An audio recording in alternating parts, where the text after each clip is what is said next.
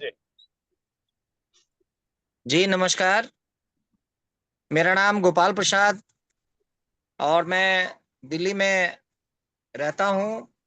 सूचना का अधिकार के ऊपर में आज हमारा ये सेशन है और हमारे अभिषेक भाई और प्रोफेसर संजय कुमार शर्मा जी ने मुझे प्रेरित किया कि हम लोगों का ये जूम मीटिंग जो समाज के विभिन्न मुद्दों पे, कॉमन कॉज के विभिन्न मुद्दों पे प्रतिदिन होता है, जिसमें हर दिन एक अलग विषय चुना जाता है और उसमें अलग अलग वक्ता होते हैं। कुछ देश के भी वक्ता होते हैं, कुछ विदेश के भी वक्ता होते हैं। हमारे लिए देश और विदेश मायने नहीं रखता, हमारे लिए इशू मायने रखता है और उसके जो विशेषज्ञ हैं वो कहीं से भी हो सकते हैं। तो यह एक पैटर्न बनाया है हम लोगों ने, क्योंकि डेमोक्रेटिक सिस्टम में लोक संवाद ये बहुत ही इम्पोर्टेंट है। हमारे गुरु के एन गोविंदाचार्य जी कहते हैं कि चाहे आप सामाजिक प्लेटफॉर्म पर काम करें या राजनीतिक प्लेटफॉर्म पर काम करें या व्यावसायिक प्लेटफॉर्म पर काम करें, तीनों जगह एक ही चीज मायने रखता है और वो है संपर्क, समन्वय, संवाद और सहयोग। तो इस तरह से आ, मैं उसी मूल मंत्र पर काम कर रहा हूं। आज चर्चा का विषय है सूचना का अधिकार यानी आरटीआई, और आरटीआई के माध्यम से प्रशासन में, शासन और प्रशासन में जो पारदर्शिता है, ये हमारा मुख्य विषय है। इसी से संबंधित एक अन्य विषय है, वो है सूचना का अधिकार, वर्तमान स्थिति एवं चुनौतियां। दोनों बड़े इंपॉर्टेंट विषय हैं और इस विषय के ऊपर में मैं इतना आपको कह सकता हूं कि हमारा जो अपना 15 साल का जो अनुभव है, 15 साल जो हमने आरटीआई की लाइफ को जिया है, इस हालांकि आरटीआई एक्ट 2005 में ही आ गया था, लेकिन मैं विशेष रूप से इसमें 2010 से सक्रिय हुआ और 2010 से लेके आज 2025 है, यानी 15 साल में हमने 7,000 से ऊपर आरटीआई फाइल किया है। अब आप हमारा ये जोश कहिए, जुनून कहिए या शनक कहिए, लेकिन इस जोश, जुनून और सनक के पीछे हमारा उद्देश्य जो था, वो जनता का जो मुद्दा है, जनहित का जो मुद्दा है, कॉमन कॉज का जो इश्यूज है, जो कहीं ना कहीं दब के रह जाता है और उसकी चर्चा नहीं होती, तो उसको उजागर करना ही हमारा उद्देश्य था। और हम ये चाहते थे, पहले मैं स्वतंत्र पत्रकारिता करता था और हमारा बैकग्राउंड, मैं बिहार के दरभंगा से बिलोंग करता हूँ। वहाँ हमारा बैकग्राउंड जो है वो बुक सेलर का रहा है। मैं किताब का पढ़ने का एक शौकीन रहा हूँ और स्वाध्याय के साथ साथ स्वतंत्र पत्रकारिता मेरा क्षेत्र रहा है। हिंदी का कंटेंट राइटर के रूप में मैंने दिल्ली में अपने कैरियर की शुरुआत की और स्वतंत्र पत्रकारिता करते हुए मैं एक दिन प्रगति मैदान पहुंचा था, तो वहां नृपेंद्र कालिया नाम के एक व्यक्ति मिले। उन्होंने मुझे सूचना का अधिकार पुस्तक दिया था और उन्होंने कहा कि भाई इसकी समीक्षा गोपाल जी आपको करनी। जब मैं उस किताब को लेके आया घर पे, तो मैं उसको पढ़ना शुरू किया। रात के 2:30 बजे उस किताब को पूरा मैंने पढ़ा। तो मुझे लगा जिस टूल की मुझे तलाश थी वो टूल तो ये है। क्योंकि मुझे शौक था, एक जोश था, जुनून था, अलग अलग पब्लिक कॉज के इश्यूज पर सरकार को पत्र लिखना, चाहे वो मुख्यमंत्री हो, राज्य का मुख्यमंत्री हो, राज्यपाल हो, या विभागीय मंत्री हो, या केंद्र के प्रधानमंत्री हो, या राष्ट्रपति हो और विभाग के मंत्री हो। तो उनको उस सोशल कॉज के इश्यूज पर लिखना, पढ़ना, ये हमारा एक वो था, हॉबी था। लेकिन निराशा तब होती थी जब सारा कुछ करने के बाद भी उसका उत्तर नहीं मिलता था। तो मुझे लगता था कि ये सारा मेहनत हमारा बर्बाद हो गया। अब जब ये किताब पढ़ा तो मुझे लगा कि जिस चीज की मैं तलाश कर रहा था वो टूल तो ये है। तो इस टूल के माध्यम से मुझे विश्वास हुआ कि मुझे वो काम करना चाहिए।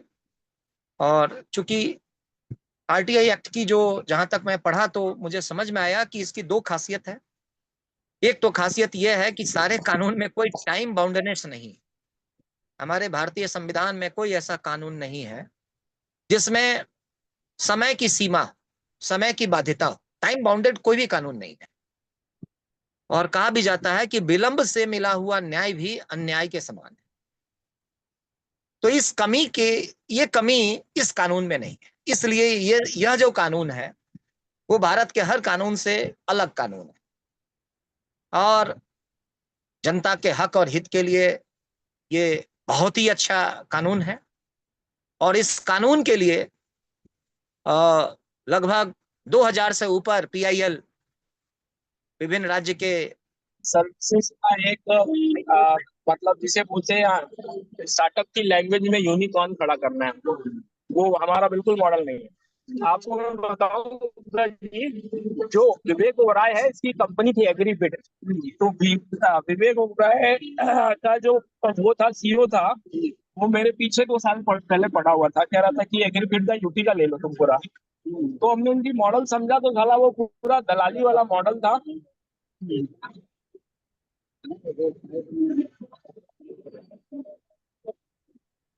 Hello hello hello.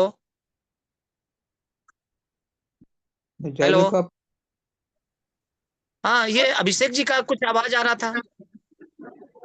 जी जी, गोपाल जी स्टार्ट रखिए। अच्छा, आप हमारे संदर्भ में कुछ बोल रहे थे क्या?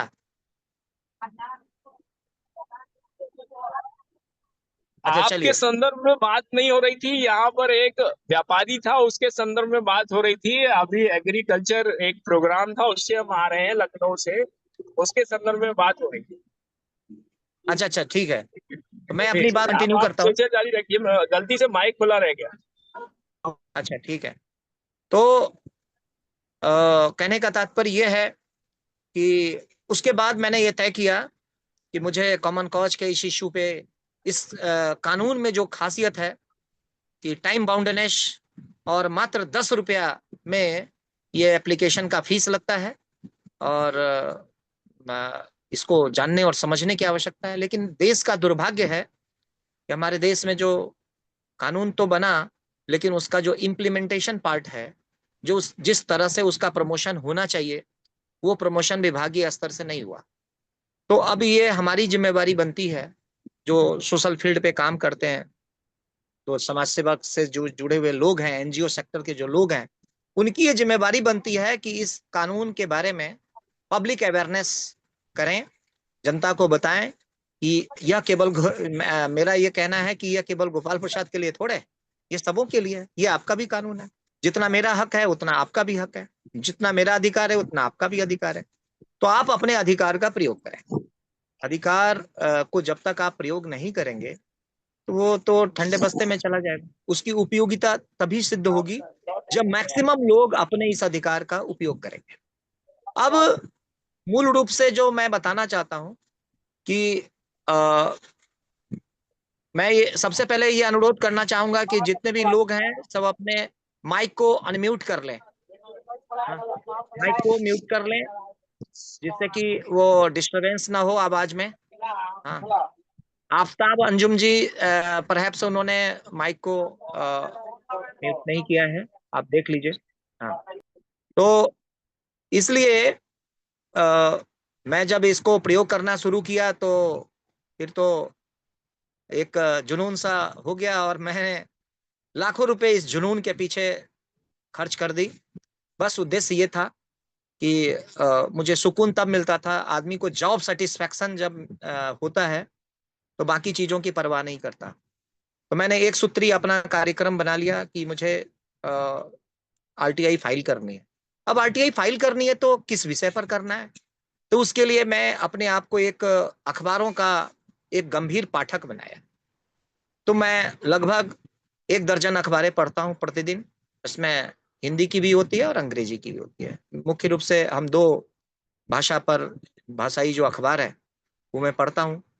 कोरोना काल से पहले तो मैं खुद 12 अखबार अपने घर पे मंगवाता था, लेकिन उसके बाद इकोनॉमिक क्राइसिस का जो दौर हुआ, कट द एक्सपेंसेस का जो दौर हुआ, तो उसके बाद से मैं अपने अखबारों को कम कर दिया और अब मैं लाइब्रेरी में जा करके अखबार पढ़ता हूँ।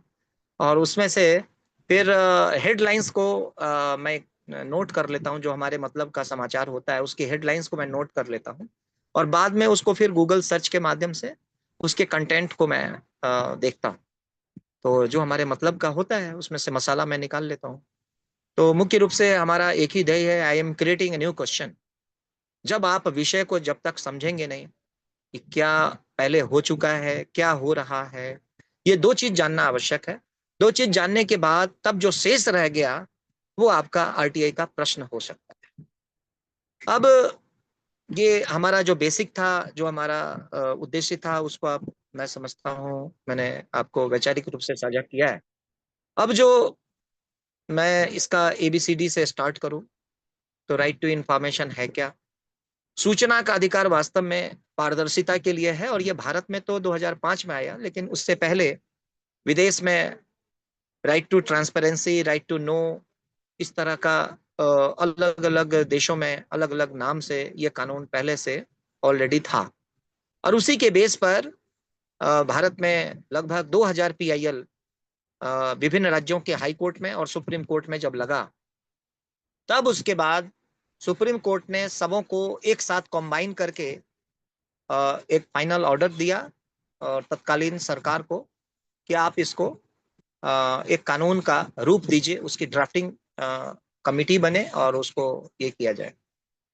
अब उस ड्राफ्टिंग कमिटी के टाइम में तत्कालीन जो हमारी सरकार थी वो वाजपेयी जी की सरकार थी, और वाजपेयी जी के टाइम में उसकी ड्राफ्टिंग हुई। लेकिन वाजपेयी जी की सरकार जब गिर गई, तब उसके बाद जो यूपीए की सरकार थी, तत्कालीन यूपीए की सरकार, तो उस टाइम में फिर ये कानून विधिवत रूप से पारित हुआ, और आज ये कानून चल रहा है। लेकिन मुझे लगता है कि अभी भी पीपल्स अवेयरनेस पर काम करने की बहुत ज्यादा आवश्यकता है। भारत के मेरा अपना अनुमान है कि 80 से 90% जो जनता है वो इस कानून के बारे में जानती ही नहीं, और जो 20% जनता जानती है इस कानून के बारे में, वो उसका उपयोग करने का उन्हें ज्यादातर को तरीका मालूम नहीं, या सबसे ज्यादा गलतियां वो करते हैं, जिसके कारण उन्हें निराशा हाथ लगती है। और सरकारी जो महकमा है, तो उस के अंदर में एक अलग तरह का सिस्टम चलता है। हमें उस सिस्टम को समझना होगा तब। और विशेष रूप से ये किताबों में ये चीज नहीं लिखा होता है।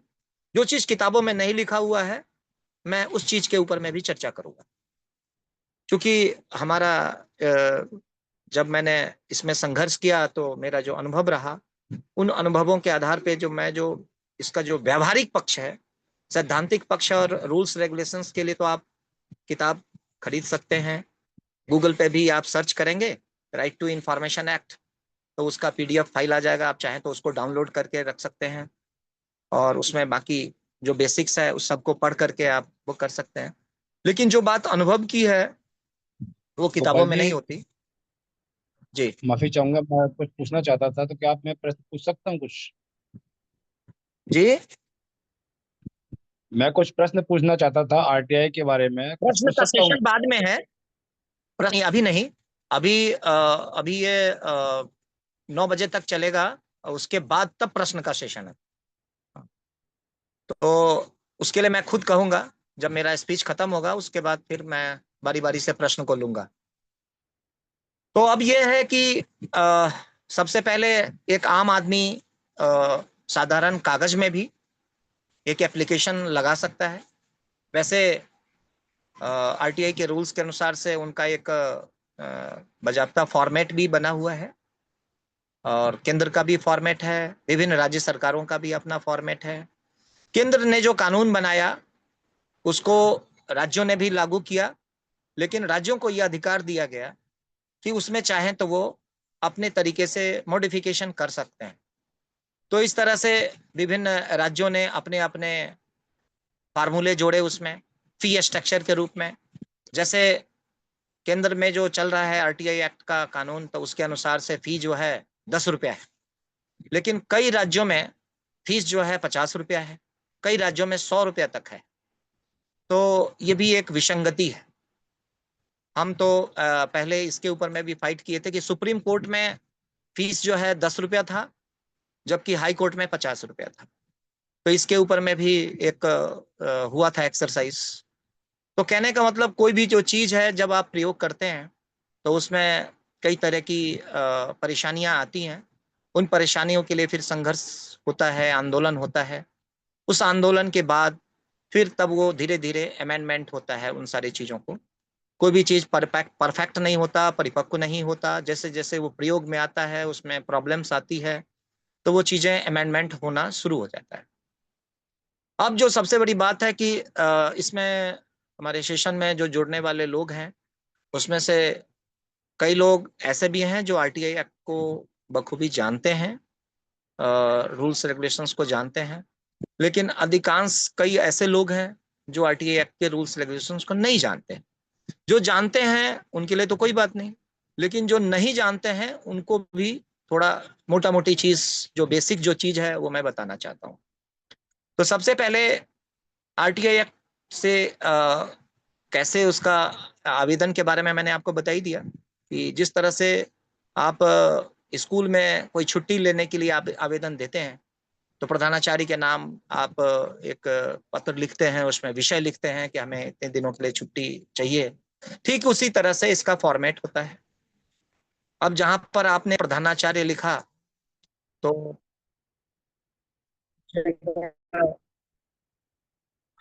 उस जगह जो है आप प्रधानाचार्य के जगह पे आप जो है जन सूचना अधिकारी लिखेंगे। और जन सूचना अधिकारी लिखने के बाद जो है तब उस विभाग का पता होगा। और उसके बाद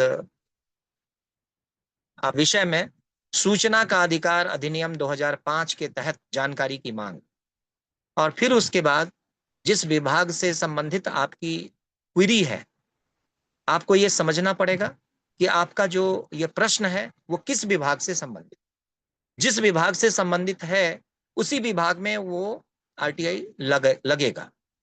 कभी कभी कुछ विषय ऐसे होते हैं जो वो विषय कई विभागों से संबंधित होता है, तो उसके लिए यह है कि एक ही एप्लीकेशन में आप डिफरेंट पीआईओ के नाम से उसको ड्राफ्ट करेंगे। यानी 1, 2, 3, 4 इस तरह से पीआईओ के नाम और एड्रेस आप लिखेंगे। एप्लीकेशन का फॉर्मेट वही होगा, फिर फीस भी सबों के नाम अलग अलग होगा। तो इस तरह से वो एप्लीकेशन की ड्राफ्टिंग होगी और उसको फिर सारे विभागों में धारा 6(3) के तहत ट्रांसफर हो जाता है। आरटीआई जो लगता है वो आरटीआई एक्ट की धारा 6(1) के तहत लगती है और 6(3) में वो ट्रांसफर किया जाता है। उसके बाद यानी एक से संबंधित अगर कोई भी डिपार्टमेंट है तो वहां उसको ट्रांसफर कर दिया जाता है और इसी को आरटीआई एक्ट की धारा 6(3) कहते हैं। उसमें वो ट्रांसफर करने का प्रोविजन है। यानी आप एक ही विभाग में, जैसे शिक्षा विभाग है, लेकिन शिक्षा विभाग के आपने हेडक्वार्टर में लगाया और वो इंफॉर्मेशन किसी विद्यालय से संबंधित है, तो हेडक्वार्टर वाला उस संबंधित जिला के उस अधिकारी के ऑफिस में उस एप्लीकेशन को ट्रांसफर करेगा। तो यह जो स्थानांतरण करने का जो गुण है, तो उस गुण को, उस एक्ट को धारा 6(3) कहते हैं। अब इसमें आपने टाइम का जो लिमिटेशन है वो है 30 दिन। 30 दिन के अंदर में जिसके पास भी आपने लगाया है उनको ये जवाब देना है। अब 30 दिन की जो काउंटिंग है वो वास्तव में जिस दिन आपने आरटीआई लगाया उस दिन से काउंट नहीं होता। वास्तव में इसकी जो काउंटिंग है, आपका जो आरटीआई के साथ जो फीस है वो फीस जिस दिन कैश हो गया डिपार्टमेंट में उस दिन से माना जाएगा। तो उसकी काउंटिंग उस दिन से होती है। जिस दिन से आपने एप्लीकेशन लिखा वो दिन मायने नहीं रखता। उसके पास जिस तारीख को पहुंचा और उसने फिर जो पोस्टल ऑर्डर को कैश कराया उस दिन से काउंट होता है। तो एक बात ये भी समझने की है, बहुत लोग इसी में सोचते हैं कि नहीं जिस दिन मैंने फाइल किया है उसी दिन से वो 30 दिन गिनना शुरू कर देते हैं, तो ऐसा नहीं है। इसके बाद ये भी उसमें मायने रखता है कि आप रजिस्ट्री से भेजे हैं तो 7 दिन का, कम से कम 5 से 7 दिन का उसमें भी समय लगता है अगर आउट ऑफ स्टेशन का है, और लोकल है तो कम से कम 2 से 3 दिन तो लगते ही है। तो इस तरह से वो भी जोड़ना चाहिए। और आपको अगर बाद में उसमें बताएगा पीआईओ की 1 से ज्यादा पेज का अगर रहेगा तो वो बताएगा कि इतना इसमें पेज है इंफॉर्मेशन, और इसके लिए आप रिक्वायर्ड जो फीस है वो 2 रुपये पर पेज के हिसाब से उसको देना होता है। तो उसका जो पेजेस की संख्या है, नंबर ऑफ पेजेस की वो है वो बताएंगे, और साथ में 2 रुपये पर पेज के हिसाब से उसका जो अमाउंट है वो बताएंगे कि किस अधिकारी के नाम, अकाउंट ऑफिसर के नाम से वैसे पेएबल होता है, लेकिन वो जो है डीडी के रूप में या कैश के रूप में या पोस्टल ऑर्डर के रूप में, ये तीनों प्रावधान है देने का। आप चाहें तो अगर डिपार्टमेंट में जाके कैश में भी इसको जमा करा सकते हैं, तो ये आपको पत्र के माध्यम से पीआईओ जवाब देता है। अब इसमें यह है कि अगर आपने जो जानकारी मांगी है, अब जानकारी और प्रश्न में क्या अंतर है इस चीज को समझ लीजिए। अब जैसे राम क्या खाता है, यह आप आरटीआई में पूछ रहे हैं, तो यह प्रश्न हो गया। जिन चीजों में इंट्रोगेटिव सेंटेंस का मार्क होगा, तो क्यों, कहां, कब, कैसे, इन शब्दों का अगर आपने प्रयोग किया तो यह वाक्य जो है प्रश्नवाचक हो गया।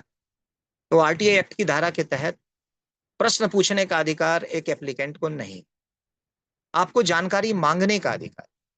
अब जानकारी जो मांगा जाएगा तो इसका प्रारूप क्या होगा वो मैं उसकी बेसिक आपको बता दूं। राम क्या खाता है यह प्रश्न हो गया, राम जो खाता है की जानकारी देने का कष्ट करें, यह रिक्वेस्ट फॉर्म। यानी आरटीआई एक्ट में यह कहा गया है you are not a boss, आप मालिक नहीं है, आप बॉस नहीं है, तो इसलिए आप आदेशात्मक आपका ये चीज नहीं होना चाहिए, आप रिक्वेस्ट फॉर्म में मांगे।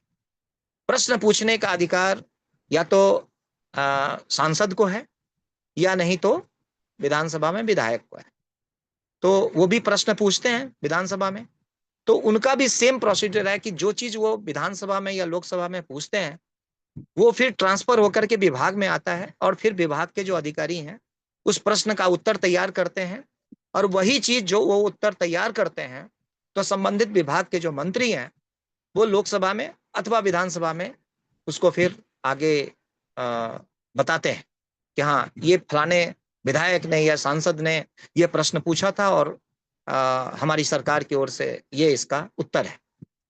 तो कुल मिलाकर के जिस प्रोसेस का पालन विधानसभा में विधायक के लिए या संसद में सांसदों के लिए जो प्रक्रिया अपनाई जाती है, सेम वही प्रक्रिया आरटीआई एक्ट में भी जनता के लिए।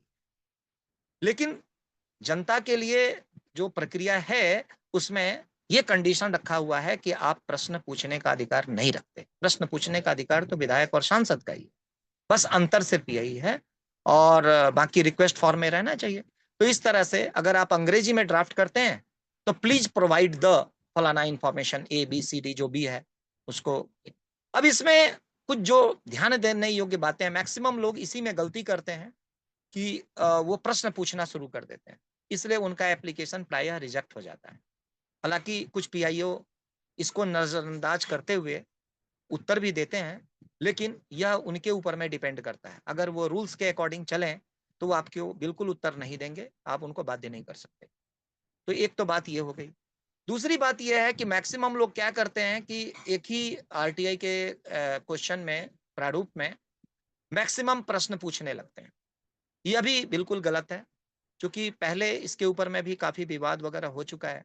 पहले अनलिमिट उसका लिमिटेशन कुछ था ही नहीं, बाद में अमेंडमेंट जो वगैरह जो हुआ तो उसमें सीमा निर्धारित कर दी गई कि हाँ 500 शब्द, 250 शब्द। तो इस तरह से अलग अलग राज्यों का भी रूल्स अलग अलग है, और वो अपने राज्य के आरटीआई एक्ट के नियम को फॉलो करते हैं।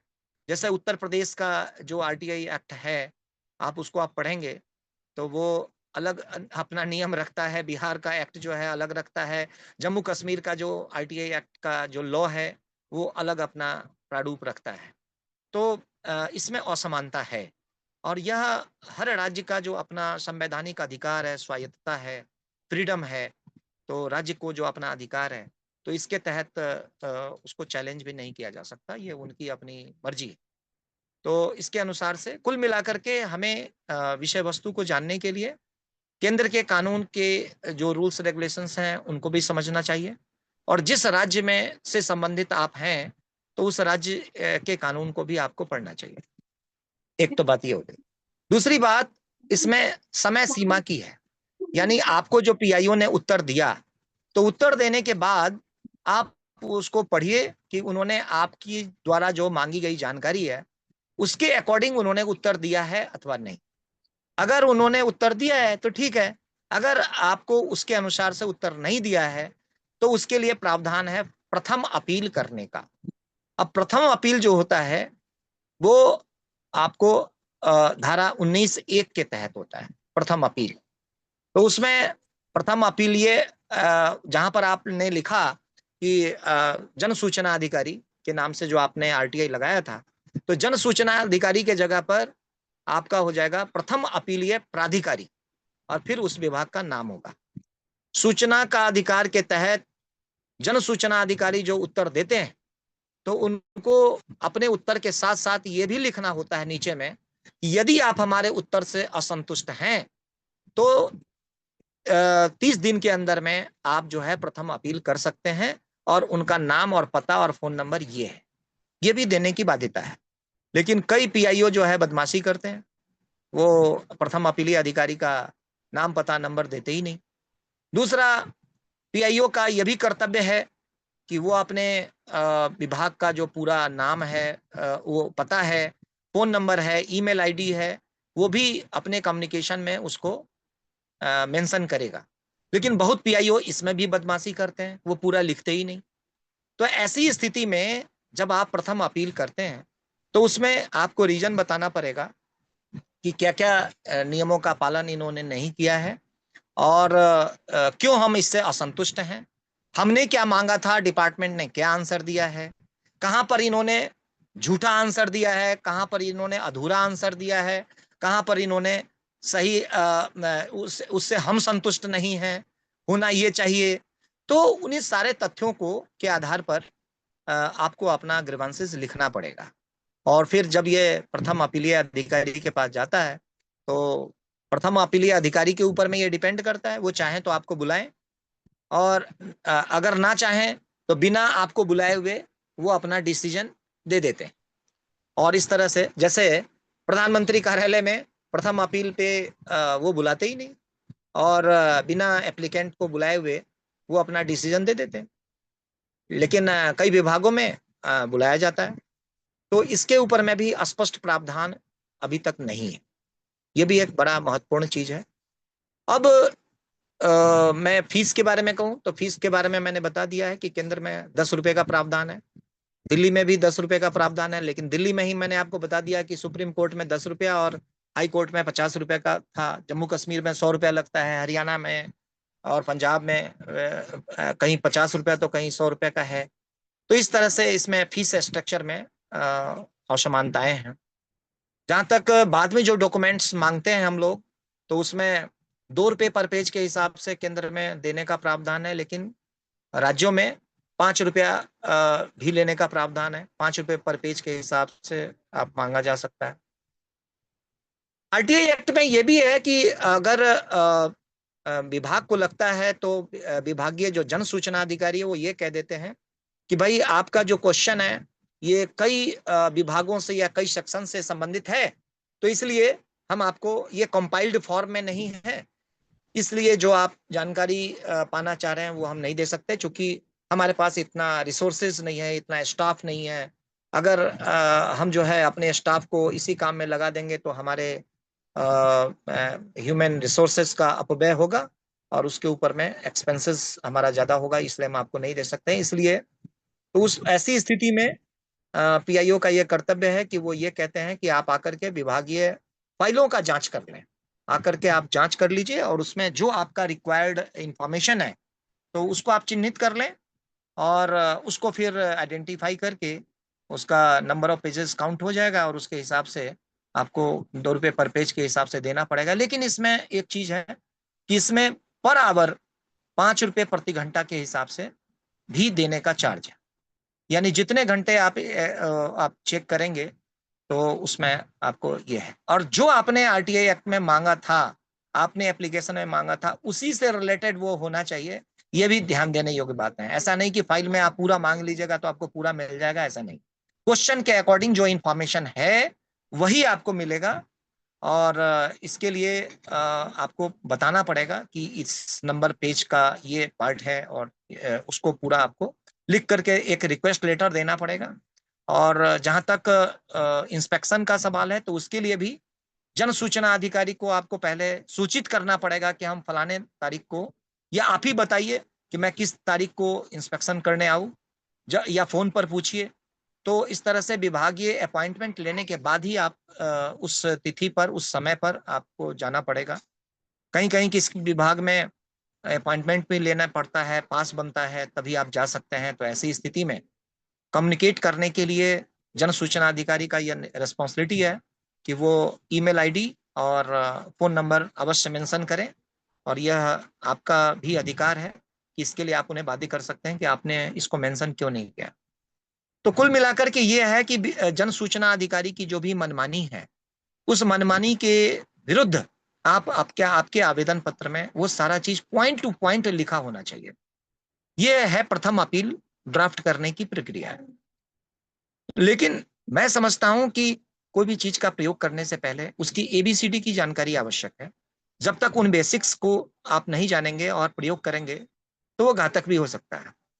तो ऐसी स्थिति में हमने देखा है कि कई ऐसे जो आरटीआई के आवेदक हैं, उनको विभाग ने पूरा ब्लैक लिस्ट कर दिया है कि इनका जो पर्पस है वो अननेसेसरी डिपार्टमेंट को हरास करना है, इसलिए इनकी आरटीआई को एंटरटेन ही नहीं किया जाए। हालांकि यह लोकतंत्र के विरुद्ध है, लेकिन ऐसा कई जगह हुआ है। कुछ लोग आरटीआई का मिसयूजिंग भी करते हैं। मेरी जानकारी में कई ऐसे लोग हैं जो आरटीआई के आर में एक्सटॉर्शन करते हैं, ब्लैकमेलिंग करते हैं। ये उनका धंधा बन गया है। लेकिन इस संदर्भ में मेरा मात्र इतना कहना है कि जैसे चाकू है तो चाकू से आप सब्जी भी काट सकते हैं और चाकू से मर्डर भी किया जा सकता है। इसमें चाकू का मेरे विचार से कोई दोष नहीं है। तो कौन आदमी किस समझदारी से उस चीज का उपयोग कर रहा है, यह जो है मायने रखता है। और इसके साथ में कुछ सीक्रेसी एक्ट भी है आरटीआई में। जैसे मिनिस्ट्री ऑफ डिफेंस से रिलेटेड कुछ सूचनाएं हैं, इनकम टैक्स का है, तो सीबीआई का है, इन्वेस्टिगेशन एजेंसी का है, ईडी का है। तो इससे रिलेटेड जो भारत की एकता, अखंडता, संप्रभुता और उससे जो गोपनीयता, उससे संबंधित जो कानून है, तो वो गोपनीय मानी गई है। तो ऐसे विभागों को छूट दिया गया है कि उस विभाग से संबंधित सूचनाएं आप प्राप्त नहीं, उसमें इंटरटेन नहीं किया जाएगा। और अगर आप लगाते भी हैं तो वो आपको उत्तर आ जाएगा कि इस धारा के तहत हमारा जो विभाग है तो इससे मुक्त है और आपको सूचना नहीं दी जा सकती। अब इसमें एक है थर्ड पार्टी इंफॉर्मेशन। तो थर्ड पार्टी इंफॉर्मेशन क्या है? अब आप किसी विभाग में किसी अधिकारी या कोई भी स्टाफ है, तो उससे रिलेटेड आप उसकी बीमारी से संबंधित या उसके बैंक अकाउंट से संबंधित आप इंफॉर्मेशन मांगते हैं, या उसकी बीमारी से संबंधित इंफॉर्मेशन मांगते हैं, या उसके वैवाहिक चीजों से संबंधित चीज मांगते हैं, तो यह पर्सनल इंफॉर्मेशन माना जाएगा। तो ऐसी स्थिति में वो पर्सनल इंफॉर्मेशन नहीं दिए जाने का प्रावधान। लेकिन मैं इसके संदर्भ में भी मैं बताना चाहता हूं कि उस थर्ड पार्टी इंफॉर्मेशन में भी मैंने सीआईसी में अपील डाल करके, और मेरा एक मामला था तो उसमें मैंने नहीं होने के बावजूद भी सीआईसी ने हमारे पक्ष में ऑर्डर किया था। और वो जो डिसीजन है वो अपने आप में एक मील का पत्थर है हमारे उस विषय पर।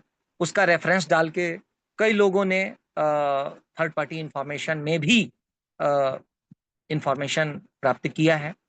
तो लेकिन वो उसमें पीआईओ के पास आपको सिद्ध करना पड़ेगा, या फर्स्ट अपीलेट अथॉरिटी के पास, क्योंकि वो तो मामला सीआईसी से ये हुआ, ऑर्डर हुआ मेरा। लेकिन उसके लिए मुझे पूरा का पूरा एडवोकेट के रोल में आना पड़ा। मैं भी पूरा स्टडी करके गया था, और वो विषय था राहुल गांधी के का जो ये अखबार है, तो आईटीओ पे, दिल्ली में आईटीओ, एक जो स्वतंत्र नेशनल हेराल्ड की बिल्डिंग के बगल में एक बिल्डिंग था, और उस बिल्डिंग में जो है अखबार के नाम पर उन्होंने अलॉटमेंट किया था, जमीन उन्होंने लिया था, लेकिन अखबार का प्रकाशन बंद था। और अब वो पूरा का पूरा जो बिल्डिंग है वो किराए पे उन्होंने लगा रखा है, जिससे वो कम से कम तो 20 से 25 लाख रुपया पर मंथ वो कमा रहे हैं। तो हमारा इशू ये था कि भाई आप किस पर्पज से लिए थे, और जो देने वाली अथॉरिटी है मैं उनसे पूछ रहा था। अब उसमें वो मेरे को कह रहे थे कि ये थर्ड पार्टी इंफॉर्मेशन है, आपको नहीं दी जा सकती। लेकिन मैं भी इसमें था कि नहीं, ये तो मैं लेके रहूंगा। और जब मैं सीआईसी में गया तो मैंने उनको बताया, मैंने उनको हाई कोर्ट के डिसीजन दिखाया, मैंने सुप्रीम कोर्ट का डिसीजन दिखाया, और मैंने कहा कि आरटीआई एक्ट बना था किस लिए? पारदर्शिता के लिए। और ये जो चीज है ये डिस्क्लोज इसलिए कर रहे हैं कि मेरे पास पूरी जानकारी है कि इसमें विभागीय अधिकारी का इन्वॉल्वमेंट है। वो इसलिए है कि वो देख रहे हैं, जान रहे हैं ये करप्शन, और विभाग को इसमें लॉस हो रहा है। मैं विभाग को फायदा दिलाना चाहता हूं, और फायदा ये है कि आपको पूरा का पूरा बिल्डिंग सील करने का भी अधिकार है। उसमें टर्म्स है, कंडीशंस है। मैं टर्म्स कंडीशंस को तो निकाल ही चुका था वैसे, लेकिन मैंने बताया कि इस टर्म्स कंडीशन है, इससे विभाग को इतना लॉस हो रहा है। अगर मुझे ये इंफॉर्मेशन मिलता है तो इससे विभाग को फायदा होगा, और हम विभाग के फायदे के लिए ये कर रहे हैं, हमारा कोई पर्सनल इशू नहीं है। देन आफ्टर सीआईसी को ऑर्डर करना पड़ा। तो इस घटना से मैं मैसेज ये निकलता है कि अगर वास्तव में आपका ध्येय, आपका जो मोटिव है वो पारदर्शिता के लिए है, अपना कोई पर्सनल बेनिफिट नहीं है, कॉमन कॉज के लिए आप वो अगर कर रहे हैं, तो अधिकारी को भी सोचना पड़ता है। और ऐसी स्थिति में वो आरटीआई एक्ट की जो मूल अवधारणा है पारदर्शिता, तो पारदर्शिता की रक्षा के लिए, शासन और प्रशासन की पवित्रता के लिए, और भ्रष्टाचार के खिलाफ जो है उनको डिसीजन देना होता है। लेकिन बशर्ते कि आपको पूरी तैयारी करनी पड़ेगी इसके लिए, और इसके लिए जो विशेषज्ञ लोग हैं, जो पुराने लोग हैं जिन्होंने आरटीआई का मैक्सिमम प्रयोग किया है, ऐसे अनुभवी लोगों का मार्गदर्शन इंपॉर्टेंट होता है। अब तो आरटीआई के जो एक्सपर्ट लोग हैं, पुराने जो लोग हैं, उन्होंने, कई लोगों ने अपनी कंसल्टेंसी फर्म भी बनाई है, और जिस तरह से कुछ लोग अपना जो समस्याएं आती है तो उसके लिए एडवोकेट की सलाह लेते हैं, तो उसी तरह से आरटीआई एक्टिविस्ट जो हैं वो भी अपनी कंसल्टेंसी स्टार्ट कर चुके हैं, और जिनकी आवश्यकता होती है वो उनके पास जाते हैं, उनको कंसल्टेंसी चार्ज देते हैं। इसलिए कि कोई भी आदमी जो समय जो दे रहा है उसके पीछे उनका भी समय का योगदान है। पढ़ाई उन्होंने की है, उन्होंने पूरा कलेक्शन किया है इंफॉर्मेशन, और किस इंफॉर्मेशन का कहाँ पर उपयोग हो सकता है ये सबसे ज्यादा इंपॉर्टेंट है। तो इस संबंध में एक बात निकल के आती है, how to utilise the powers. अब आगे आने वाला जो समय है, ये जो अभी का जो ये सूचना पर आधारित पूरा का पूरा अभी सिनेरियो चल रहा है। सूचना का बड़ा इम्पोर्टेंस है, और ये इंफॉर्मेशन वॉर, अभी आप देखिए कि चैनलों पे फेक न्यूज चल रहा है, लेकिन इस फेक न्यूज के संबंध में जब आपके पास कोई ऑथेंटिक जानकारी आ जाती है, तभी आप दूसरों को काउंटर कर सकते हैं कि ये न्यूज जो तुमने चलाया था ये फेक न्यूज था। लेकिन वो कब पता चलेगा? जब आपके पास एक्यूरेट वो इंफॉर्मेशन होगा, नहीं तो आप मिसगाइडेड होते रहेंगे। इसलिए यह बहुत ही रेस्पॉन्सिबिलिटी का काम है कि कौन सा चीज गलत हुआ तो इसके लिए भी हम लोगों ने भी एक तंत्र अपना डेवलप किया है। जैसे हमारे बारे में एक बार स्टेट्समैन अखबार ने एक इंटरव्यू मेरा छपा था, जिसका हेडलाइन था कि RTI activist are just like intelligence agency. तो उसमें हमने यही बताया था कि कोई भी इंटेलिजेंस एजेंसी जो है जिस तरह से काम करती है, तो वो अपने बदौलत काम नहीं करती। वो जो है जब तक उनको इन्फॉर्मर नहीं मिले तब तक जो है वो काम उनका नहीं होगा। तो जिस तरह से उनका काम होता है उसी तरीके से जो है हम लोगों का भी काम है, और हम लोग अपने काम के लिए पूरा रिस्क लेकर के काम करते हैं, पूरा सर पे कफन बांध के काम करते हैं। पूरे भारत में 200 से ऊपर आरटीआई एक्टिविस्टों की अब तक हत्या हो चुकी है, जिन्होंने, लेकिन सरकार के पास कोई योजना नहीं है, कोई प्लान नहीं है, जिन्होंने पारदर्शिता की रक्षा के लिए भ्रष्टाचार के खिलाफ अपने प्राण की आहुति दे दी। ऐसे एक्टिविस्टों को के लिए एक अलग अ,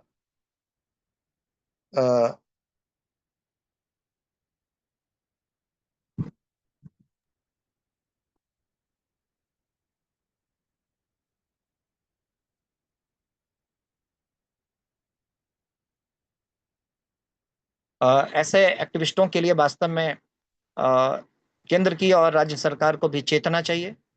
और इसके साथ ही लेकिन इसके लिए विशेष रूप से मैं अपना जो सोशल जो फोरम है, जो एनजीओ सेक्टर है, जो समाज सेवी लोग हैं, सिविल सोसाइटी है, विशेष रूप से उनको ऐसे लोगों के प्रोटेक्शन के लिए, उनके परिवार के एम्पावरमेंट के लिए, क्योंकि जिनका प्राण चला गया, उनके पत्नी जो विधवा हो गई, उनके बच्चे जो अनाथ हो गए, उनके बारे में कौन सोचेगा। तो यह देश और समाज का भी कर्तव्य बनता है कि ऐसे लोग जिन्होंने देश के लिए अपनी आहुति दी, तो उनके बारे में भी सोचने और समझने की जरूरत है। और जरूरत है हर देश के हर राज्य में, हर जिले में, हर ब्लॉक स्तर पर आरटीआई के कार्यकर्ता सक्रियता से आवाज उठाते रहें, ये लोकतंत्र में अपने अधिकार का प्रयोग करते रहें। इसके साथ ही एक जो सबसे इम्पोर्टेंट विषय है वो है आरटीआई एक्ट की धारा 4।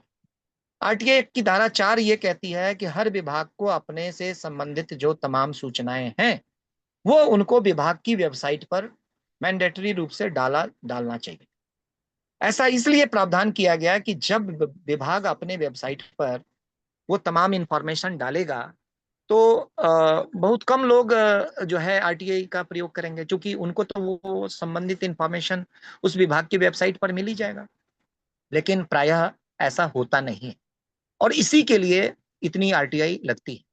अब जो एक जो सबसे बड़ी जो समस्या आ रही है वो ये है कि इंफॉर्मेशन कमिश्नर्स का नियुक्ति नहीं है। उनको अभी भी उत्तर प्रदेश में हमारे जो आरटीआई के जो कार्यकर्ता हैं, उनके जो संगठन हैं, वो इसके लिए फाइट कर रहे हैं। मैं भी कई बार धरना प्रदर्शन में लखनऊ में शामिल रहा हूँ। तो इस तरह से कई लोग तो आरटीआई के बाद जो है आरटीआई के नेटवर्क के बदौलत मुख्यमंत्री तक बन गए। उसका जीता जागता सबूत है अरविंद केजरीवाल। अरविंद केजरीवाल जी पहले आरटीआई एक्टिविस्ट ही तो थे और फिर उन्होंने अपना नेटवर्क खड़ा किया, फिर उस नेटवर्क को उन्होंने पार्टी के रूप में परिणत कर दिया, आम आदमी पार्टी के रूप में। तो ऐसे भी लोग हैं। तो मैं ये मात्र कहता हूं कि देखिए जो चीजें हैं, अगर आप अब उन्होंने परिवर्तन नाम की एनजीओ पहले खड़ा की थी, जिसका उद्देश्य था राशन कार्ड बनवाना, बिजली का कनेक्शन दिलवाना, आधार कार्ड का वो काम करवाना। तो नागरिक के हकों और हितों से रिलेटेड काम वो करते थे परिवर्तन एनजीओ के माध्यम से। बाद में वो विस्तार लेता गया, फिर बाद में आरटीआई का नेटवर्क और वो सारा मीटिंग्स वगैरह होने लगी। तो उनके हक और हित की लड़ाई लड़ते लड़ते लड़ते लड़ते तब उन्होंने बाद में फिर उसको आम आदमी पार्टी के गठन के रूप में वो किया और बाद में उनको लाभ भी मिला। वो लगातार मुख्यमंत्री रहे, उसके बाद पंजाब में भी उनकी सरकार बनी। तो जो लोग आरटीआई को इतना हल्के में लेते हैं, वो मैं समझता हूं कि वो अभी उनको जानकारी या तो है नहीं, या नहीं तो वो जानकारी भी है तो उनको उपयोग करना वो अभी जानते नहीं। अन्यथा अगर आपके पास कोई ऐसा इंफॉर्मेशन आ गया जो सरकार के अहित में है, तो आप उसकी सरकार को गिरा भी सकते हैं। मैंने अपनी आरटीआई के कारण, मैं दावा तो नहीं करता, लेकिन मुझे लगता है कि हमारे द्वारा जो मांगी गई सूचना है, जो नमामि गंगे से रिलेटेड था, क्योंकि प्रधानमंत्री जी जब आए थे तो वाराणसी से चुनाव लड़े थे और उन्होंने पहला नारा दिया था, मुझे माता गंगा ने बुलाया है। लेकिन माता गंगा ने बुलाया है तो गंगा के लिए उनके मंत्रालय ने क्या किया, जब इसकी सूचना मैंने निकाली तो पता चला 77 लाख रुपए जो है, जो गंगा को साफ करने का मदद का पैसा था, उस पैसे का दुरुपयोग किया गया ईटिंग मीटिंग और सिटिंग में। और 1800 रुपए के हिसाब से प्लेट का भुगतान हुआ। 5 स्टार होटल से खाना आता था, उसका पेमेंट उस पैसे से हुआ। जब ये मदवार मैंने जानकारी निकाली तो आज तक चैनल ने 8 बजे अपने प्राइम टाइम पर उसको ब्रॉडकास्ट किया था और 3 दिन के बाद उमा भारती जी का इस्तीफा मोदी जी ने ले लिया था। ठीक उसी तरह से स्मृति ईरानी जब HRD मिनिस्टर थी तो उससे रिलेटेड मैंने इंफॉर्मेशन मांगा था सेंट्रल स्कूल से रिलेटेड कि उसमें कितनी बच्चों के रिकमेंडेशंस हुए एडमिशन्स के लिए, तो उसमें कोटा सिस्टम था। तो मंत्री जी जो हैं अपना तो नेटवर्क उनका था ही, साथ में जो ब्यूरोक्रेट्स थे वो डिफरेंट ब्यूरोक्रेट्स और सांसद भी पैरवी करते थे, तो सबों के अपने अपने थे। तो इस तरह से कोटा से अधिक उन्होंने रिकमेंडेशंस कर दिए थे। उसके जब आंकड़े निकल के सामने आए तो फिर HRD मिनिस्ट्री भी ये सारे चीज हमारी RTI के जो इंफॉर्मेशन थे वो जब मैंने मीडिया में शेयर किया और मीडिया में जब वो न्यूज बन के उभर के सामने आया, उसके 2 से 3 दिन के अंदर में ये रिएक्शन उसका ये हुआ कि मोदी जी ने उनका इस्तीफा भी ले लिया। तो सबसे पहले मैं इस रूप में अगर देखूं तो कम से कम मेरी RTI की शिकार 2 मंत्री तो कम से कम मोदी गवर्नमेंट के तो हुए ही हैं। और आगे आने वाले समय में मैं अब इसके ऊपर मैं रिसर्च कर रहा हूँ। मैं भी मेरा इतना अखबार पढ़ने का मेरा पर्पस यही है कि मैं इन चीजों को पहले देश में चल क्या रहा है इन चीजों को जानूं। दूसरा, हर विभाग में हमने भी इंफॉर्मर्स हैं, हर विभाग से मैक्सिमम वो मुझे इंफॉर्मेशन देते हैं, उस इंफॉर्मेशन के आधार पे तब हम RTI फाइल करते हैं। अब कुल मिलाकर के हमारा जो विषय है वैसे तो पूरे 3 घंटे का है, 3 घंटे का लगातार मेरा ये प्रेजेंटेशन है, लेकिन हम इसको अब शॉर्ट करते हैं और अब हम इसको हम आप लोगों से निवेदन करते हैं, यदि हमारा जो इंफॉर्मेशन जो अच्छा लगे तो फिर आप इसको कंटिन्यू जो है आप इसको कर सकते हैं अपने अपने प्लेटफॉर्म के तहत। इसको आप कर सकते हैं, समयबद्ध रूप से कर सकते हैं या कंटिन्यूअस भी इसको हम एक अलग टाइमिंग पर निर्धारित करके हम इसको आगे भी जारी कर सकते हैं। जनता का जिस तरह से डिमांड बढ़ेगा उसकी आवश्यकता समझ में आएगी तो हम इसमें जो भी कुछ मैंने सीखा है, मैं ये नहीं कहता मैं इसका विशेषज्ञ हूँ, लेकिन मैं इतना जरूर कहता हूँ कि जो चीज मैंने सीखा है, समझा है, जाना है, वो समाज के लिए समर्पित है, हमारा अपना कुछ नहीं है। इस नश्वर शरीर से देश और समाज के लिए इंफॉर्मेशन एकत्र करने के माध्यम से हम सही और एक्यूरेट सूचना जनता तक पहुंचाएं, ये हमारी जिम्मेवारी है, ये हमारा संकल्प है। और इस संकल्प के माध्यम से शासन प्रशासन में पारदर्शिता आए, भ्रष्टाचार के खिलाफ जंग में हम एक जंगबाज हम बने, ये हर एक जागरूक नागरिक का अधिकार भी है, उसका कर्तव्य भी है। हर आदमी को अपने अधिकार का और कर्तव्य का पालन करना चाहिए। तो मैं आप सभी से ये निवेदन करता हूं कि आगे हम अलग अलग भी इसको डिफरेंट संस्थाओं के माध्यम से भी हम चला सकते हैं। आप सभी जुड़े हुए लोगों से मेरा निवेदन है कि आप इसके संबंध में हमारे फोन नंबर पर आप संपर्क बाद में कर सकते हैं। अभी फिलहाल वैसे तो बहुत सारी चुनौतियां हैं। अभी RTI एक्ट को हमारी समझ में यह है कि उसकी जो इम्पोर्टेंस है उसको न्यूनतम कर दिया गया है एक कानून के तहत, जिस कानून का नाम है digital personal data protection bill. तो वो जो है उसके माध्यम से पहले हम कोई भी डाटा मांग सकते थे, अब उस डिजिटल डाटा प्रोटेक्शन बिल के माध्यम से ये प्रावधान कर दिया गया कि अब सरकार के ऊपर में डिपेंड करता है कि हम आपको वो इंफॉर्मेशन दें अथवा नहीं दें, और अगर दिया भी तो बिना विभाग के कंसेंट के उस डाटा का उपयोग आप नहीं कर सकते। तो ये बताइए कितना हास्यास्पद बात है। फिर RTI एक्ट का इंपॉर्टेंस क्या रह गया? जब आप मेन डाटा ही नहीं देंगे तब तो आप मनमानी करते रहेंगे। अब इसका 2 पॉइंट मैं केवल बताना चाहता हूं। एक ये है कि मोदी सरकार द्वारा एक था इलेक्शन बॉन्ड, इलेक्टोरल बॉन्ड। तो इलेक्टोरल बॉन्ड के माध्यम से उन्होंने काफी चंदा एकत्र किया, जिसमें बाद में पता चला सुप्रीम कोर्ट ने भी डिसीजन दिया कि ये तो अवैध। तो जो पैसा आप कलेक्ट किए जब वो पूरा अवैध था तो उस पैसे का उपयोग जहां जहां किया गया वो भी तो अवैध हुआ। तो उस पर अभी आगे चर्चा उठेगी ऐसा मेरा विश्वास है और उसके लिए भी हम काम कर रहे हैं। दूसरा है कि Modi care PM care fund, PM care fund में इन्होंने प्रावधान बना दिया कि भाई इसको हम RTI एक्ट के दायरे से बाहर रखते हैं, लेकिन इसका कोई मतलब ही नहीं है जब सुप्रीम कोर्ट का जज RTI एक्ट के दायरे में है और वो भी अपने धन और संपत्ति का पूरा ब्यौरा देने के लिए तैयार है, तो क्या देश जो है और संसद जो है और मोदी जो है वो सुप्रीम कोर्ट से ऊपर थोड़े हो गए? तो वो पीएम केयर फंड को आरटीआई एक्ट के दायरे से बाहर कैसे कर सकते हैं? तो कुल मिला के मुझे लगता है कि मोदी सरकार पारदर्शिता के विरुद्ध है, ट्रांसपेरेंसी के विरुद्ध है। पहला काम इन्होंने ये किया कि भाजपा में आरटीआई सेल को हटा दिया इन्होंने। हाँ, तो इससे हर कोई जानेगा और देखेगा और समझेगा और यही विश्वास करेगा कि अगर ये पारदर्शिता के समर्थक थे तो पार्टी में ही आरटीआई सेल क्यों हटा दिया? ये पहला क्वेश्चन है। दूसरा, पीएम केयर फंड को आरटीआई एक्ट के दायरे से क्यों बाहर कर दिया? और तीसरा, अभी देखिए कि पीएम का जो शैक्षणिक क्वालिफिकेशन है उसके संबंध में डीयू में और गुजरात विश्वविद्यालय में जो आरटीआई लगी तो वहां भी वो इंफॉर्मेशन देने से डिनाई कर गए। तो सवाल उठता है कि अगर आप में ईमानदारी है तो आपको डरने की आवश्यकता नहीं, आप उस चीज को सार्वजनिक क्यों नहीं करेंगे? गड़बड़ वही है, इंफॉर्मेशन वही छुपाया जाता है जहां मामला गड़बड़ है। कहते हैं चोर की दाढ़ी में तिनका होता है। जो चोर होगा निश्चित रूप से आरटीआई से डरेगा, जो ईमानदार है उसको आरटीआई से डरने की आवश्यकता नहीं है। तो मेरा अपना मानना है कि आरटीआई एक्ट ही एक ऐसा कानून है जिसके माध्यम से जनता को उसका अधिकार मिल सकता है और टाइम बाउंडेड मिल सकता है। 30 दिन के अंदर में उनको देने का प्रावधान है और अगर पीआईओ ने 30 दिन के अंदर में इंफॉर्मेशन नहीं दिया तो उनके ऊपर में 250 रुपए पर डे के हिसाब से पेनाल्टी का प्रोविजन है। और यह फर्स्ट एपिलेट अथॉरिटी के ऊपर में डिपेंड करता है या सीआईसी के ऊपर में डिपेंड करता है कि उसका जो है 25,000 रुपए तक भी पेनाल्टी का प्रोविजन है। एक तो 250 रुपए पर डे के हिसाब से और मैक्सिमम जो है 25,000 रुपए का पेनाल्टी का प्रोविजन है।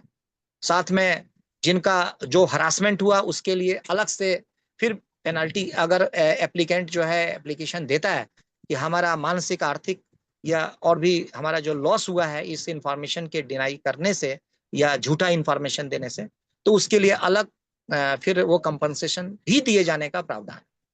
लेकिन इस चीज में आपको जो टेक्निकल एस्पेक्ट है, जो रूल्स रेगुलेशंस हैं, उनको जानने की जरूरत है और उस तथ्य को समझने की जरूरत है। इंफॉर्मेशन जितना पिन पॉइंटेड आप लिखेंगे, मैक्सिमम जो बातें घूम फिर के आती है वो रूल्स रेगुलेशंस को जानना और ड्राफ्टिंग का जो पैटर्न है, ये दो सबसे इंपॉर्टेंट पार्ट है। और तीसरा फॉलोअप, चौथा ये है कि आप टाइम पर वो इंफॉर्मेशन जो मिला है उसका टाइम पर ही अपील ही होना चाहिए, चाहे वो फर्स्ट अपील हो या सेकंड अपील हो या थर्ड अपील। तो ये भी चीज है। सरकार जो नहीं कर रही है, जैसे इंफॉर्मेशन कमिश्नर्स की नियुक्ति नहीं कर रही है, इसके लिए आंदोलन करना चाहिए। जो आंदोलनकारी संस्थाएं हैं उसको सपोर्ट करना चाहिए जनता को। और इस एक्ट के बारे में मैक्सिमम लोगों तक प्रचारित और प्रसारित करने की आवश्यकता है। मेरा दावा है कि इस एक्ट को जो जानने वाले लोग हैं, अगर आपने सही तरीके से इसको जान लिया और आप प्रयोग करना शुरू कर दिए तो निश्चित रूप से जो आपका क्षेत्र है उससे संबंधित, चाहे वो मुखिया हो, चाहे वो विधायक हो, चाहे वो सांसद हो, चाहे वो मिनिस्टर हो, चाहे वो प्रशासनिक अधिकारी, वो फिर उनके रातों की नींद कर ही देंगे और उनको लगेगा कि नहीं, कोई आदमी जो है हमको हमारे पीछे अब पड़ गया है तो इनको इन्फॉर्मेशन देना पड़ेगा। इन्फॉर्मेशन कभी कभी तो मैक्सिमम जगह मैंने ये देखा है कि आपने वो लगाया और उससे पहले आपका काम जो है ओके हो गया है। तो ये है आरटीआई का कमाल। मैं कभी कभी अब डीडी न्यूज जो भारत सरकार का है, तो उस डीडी न्यूज में एक प्रोग्राम आता है जानने का हक, जो आरटीआई पर ही फोकस्ड कार्यक्रम होता है। तो मुझे बुलाया जाता है, मैं जाता हूँ उसमें और अलग अलग विषय पर डिबेट और डिस्कशंस होता है।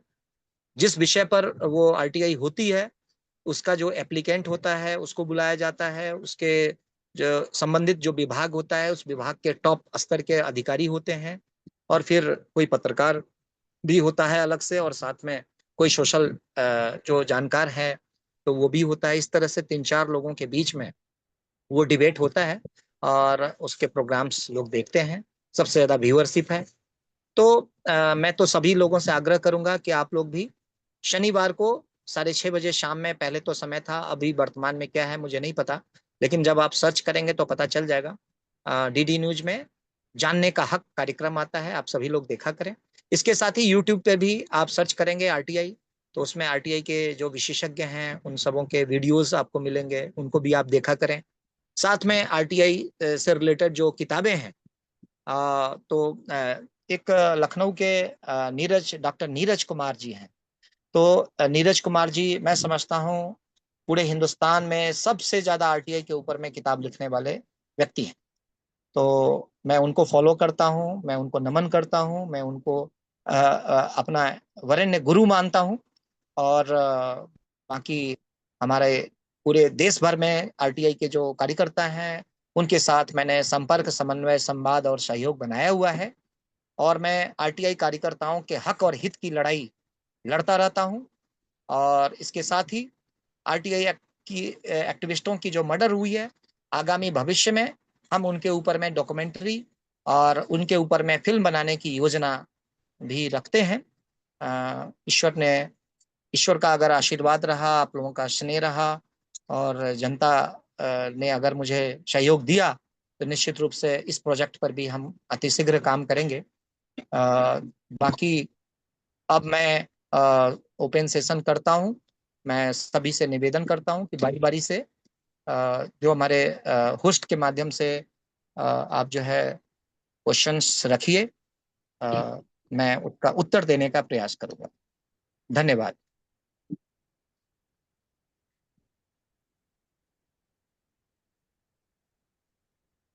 गोपाल जी। जी हेलो। मेरा जी प्रश्न जी आपसे बताएं। ये है कि 2005 के बाद जो आरटीआई एक्ट में बदलाव सरकार द्वारा समय समय पे किए गए और जिससे हम्म आरटीआई एक्ट का धार कम करने की कोशिश की गई, प्रयास किया गया, तो उसकी हम्म वजह से वर्तमान में आरटीआई में सूचनाएं सरकार से लेने में क्या क्या दिक्कतें आ रही हैं, ये मेरा प्रश्न है। देखिए देखिए हाँ, ये बड़ा इंटरेस्टिंग प्रश्न है। मैंने हालांकि मोटा मोटी तो जवाब दिया था, लेकिन इसको और ज्यादा क्लियर कर देता हूँ। एक तो 2005 के बाद जो है तो कहते हैं 2012 मुझे में ना तब से क्या मतलब बदला क्या 2012 इसका में भी क्लियर करत है। 2012 में कौने गांव में अमेंडमेंट कौन आया। सा तो उसमें उसमें शब्द की जो सीमा है, शब्द की सीमा को कम कर दिया गया। उसके संबंध में यह हुआ कि आप एक से अधिक, एक तो शब्द की सीमा के ऊपर में लिमिटेशन कर दिया। दूसरा ये कर दिया गया कि पहले क्या था प्रोविजन कि आपका अगर क्वेश्चन, आपका जो विषय है वो एक से अधिक विभागों से भी संबंधित है तो धारा 6(3) के तहत पीआईओ की रिस्पॉन्सिबिलिटी थी कि उसको अन्य विभागों में ट्रांसफर कर देने की। इसके संबंध में अमेंडमेंट ये आया कि आपका एप्लीकेशन अगर एक विभाग से संबंधित, अगर एक से ज्यादा विभाग से संबंधित है तो एक विभाग का अगर अन्य में भेजना है तब तो वो भेज देगा। एक से ज्यादा विभाग से संबंधित होगा तो वो आपको नहीं भेजेगा। वो आपको पर्सनल उन सारे विभागों में स्टेप बाय स्टेप खुद ही अप्लाई करना पड़ेगा। तो ये पहले हम लोगों का ये था कि अगर 10 विभागों से संबंधित है तो एक विभाग में भी डाले तो वो 6(3) के तहत ट्रांसफर हो जाता था। अब ऐसा नहीं है। अब ये है कि अगर वो मेरा क्वेश्चन 7 विभागों से संबंधित है, मान लीजिए उदाहरण के तौर पे, तो मुझे 7 विभाग में एक साथ अप्लाई करना पड़ेगा। तो एक तो शब्द सीमा हो गया, उस पर बाध्यता आ गई, उस पर अमेंडमेंट हो गया। और दूसरा अन्य विभागों में 6(3) के तहत ट्रांसफर होने का जो प्रोविजन है ये भी हो गया। तीसरा जो एक खासियत ये आया, जो शुरू से ही है, जो जिसके बारे में मैक्सिमम लोग नहीं जानते, वो ये है कि धारा 7(6) के तहत अगर विभागीय पीआईओ ने इंफॉर्मेशन नहीं दिया है समय पर तो 30 दिन की समय सीमा है। अगर 31वां दिन दिया या 32वां दिन दिया तो वो इंफॉर्मेशन फ्री ऑफ कॉस्ट देने का प्रोविजन है। वो है आरटीआई एक्ट की धारा 7(6). तो जिस चीज में मुझे लगता है कि इन्होंने इंफॉर्मेशन देने में डिले किया है तो फिर हम एक अपील डालते हैं और उसमें मेंशन करते हैं कि चूंकि आपने जवाब देने में मुझे डिले किया है, इसलिए अब जो ये इंफॉर्मेशन है वो मुझे फ्री ऑफ कॉस्ट धारा सेक्शन 7(6) के तहत मुझे फ्री में प्रोवाइड किया जाए। ये भी बड़ा इंपॉर्टेंट पॉइंट है। तो मैं समझता हूं कि देखिए हाँ, उसके बाद जो मैंने बताया कि digital personal data protection bill जो इसी मानसून सत्र में अमित शाह जी द्वारा लाया गया, तो उसमें यही प्रोविजन है कि अब आपको डाटा जो है वो सरकार की मर्जी से मिलेगा चाहे नहीं मिलेगा, जिसका विपक्ष के द्वारा अभी आगे भविष्य में उसके लिए आंदोलन भी होगा और विरोध भी किया जाएगा। तो इसको पार्लियामेंट में विपक्षी सांसदों ने और विपक्ष के नेता राहुल गांधी जी ने भी इसको उठाया है और अभी मांग किया है कि इसमें हमारा सुना जाए और जो हम चाहते हैं उसको बदलाव को ये किया जाए ना। तो उसमें कुल मिलाकर के यही है। वो दरअसल दिखा कुछ और रहे हैं, ऊपर से ये दिखा रहे हैं कि देखिए साइबर सिक्योरिटी है, इसके कारण से डाटा की प्राइवेसी के लिए ऐसा किया जा रहा है, लेकिन अंदर की बात यह है कि वो पूरा का पूरा कॉर्पोरेट वर्ल्ड को फायदा दिलाने के लिए ऐसा किया जा रहा है कि उससे रिलेटेड डाटा आपको नहीं मिल सके, जिससे कि उनकी प्राइवेसी खतरे में ना आ जाए। असली बात यह है। लेकिन सरकार ये दिखाने का प्रयास ये कर रही है digital personal data protection bill के माध्यम से कि यह जो बिल है वो जनता के हक और हित के लिए लाया गया है। आपका आधार का जो डाटाबेस है, चूंकि आप आधार कार्ड जैसे ही बनता है तो आपका सारा इंफॉर्मेशन सरकार के पास चला जाता है, तो उसकी जो प्राइवेसी है उस प्राइवेसी को रखने के लिए, उसकी प्राइवेसी और सीक्रेसी बरकरार रहे, इसलिए सरकार वो दिखाने का प्रयास ये कर रही है कि हम जनता के हक और हित के लिए ये कानून लाए हैं। जबकि वास्तविक बात ये है कि आज अगर हम अडानी से रिलेटेड इंफॉर्मेशन मांगे, उनके कंपनी से रिलेटेड डाटाबेस मांगे, तो हमको नहीं मिलेगा इस डिजिटल डाटा प्रोटेक्शन बिल के माध्यम से। तो इस तरह से उसको सेफ जोन में रखने के लिए अभी हिंडनबर्ग का जो रिसर्च रिपोर्ट आया और अडानी के ऊपर में जो क्वेश्चन मार्क लगा, अभी आप अडानी के ऊपर में अमेरिका में केस हो चुका है, क्योंकि इन्होंने सबको ब्राइब्स बांटा है, वहां के अधिकारियों को भी इन्होंने ब्राइब्स बांटा है, तो इसके ऊपर में ब्राइब्स का मुकदमा हो चुका है करप्शन एक्ट के तहत। तो अब मेरी दिलचस्पी है कि मैं अडानी और अंबानी से रिलेटेड इंफॉर्मेशन निकालूं। मैं भी अब व्हेल और डायनासोर का शिकार करना चाहता हूं। मैं भी अब ये चाहता हूं कि सरकार के जो बड़े बड़े जो करप्शन के जो मामले हैं, जो सरकार अपना जो इसका जो करप्ट जो चेहरा है, जो पर्दे के पीछे का जो चेहरा है, जो नकाब के अंदर का जो चेहरा है, उसको उजागर करें, चाहे उसके लिए बेशक मेरी जान चली जाए, मुझे उसकी परवाह नहीं है। लेकिन हम भी जिद्दी और जुनूनी व्यक्ति हैं। एक दिन ऐसा आएगा कि भारत की जनता को लगेगा कि नहीं, ये जो व्यक्ति कहता था इसको इसने कर दिखाया। तो उसके लिए जरूरत है आपस में संगठित होने की, जरूरत है जनता के एक कम से कम आप हमारे साथ खड़े रहिए या ना रहिए, लेकिन नैतिक रूप से एक आत्मबल और एक जो इंटरनल सपोर्ट होता है वो तो जनता की मैं अपेक्षा करता ही हूँ। आखिर मैं ये लड़ाई कोई अपने व्यक्तिगत स्वार्थपरता की भावना से नहीं लड़ रहा हूँ, ये जनता के हक और उसके जो अधिकार है उसके लिए मैं लड़ रहा हूँ। मुझे जनता के हक और अधिकार के लिए कहीं भी बुलाया जाता है तो मैं आरटीआई का प्रशिक्षण कार्यशाला के लिए मैं अपने आप को तैयार कर सकता हूं, मैं वहां जा सकता हूं। लेकिन हमारा क्लियर सा फंडा है, मुझे ना पैसा लेना है ना मैं पैसा खर्च करूंगा। इसके लिए जो यात्रा का जो व्यवस्था है वो आयोजक संस्था को बियर करना पड़ेगा। लेकिन हाँ, मैं अपना समय, महत्वपूर्ण समय जो है हमारा, वो हम जनता की जागरूकता के लिए अवश्य देना चाहते हैं। अब दूसरा कोई क्वेश्चन है तो बताएं।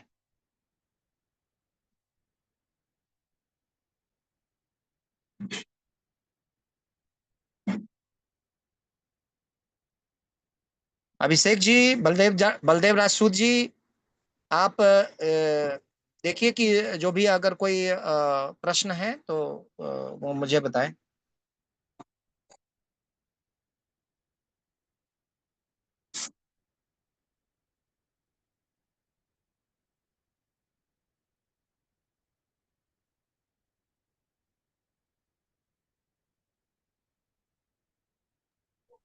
गोपाल जी, आपने जो विषय रखा है बहुत बढ़िया है विषय।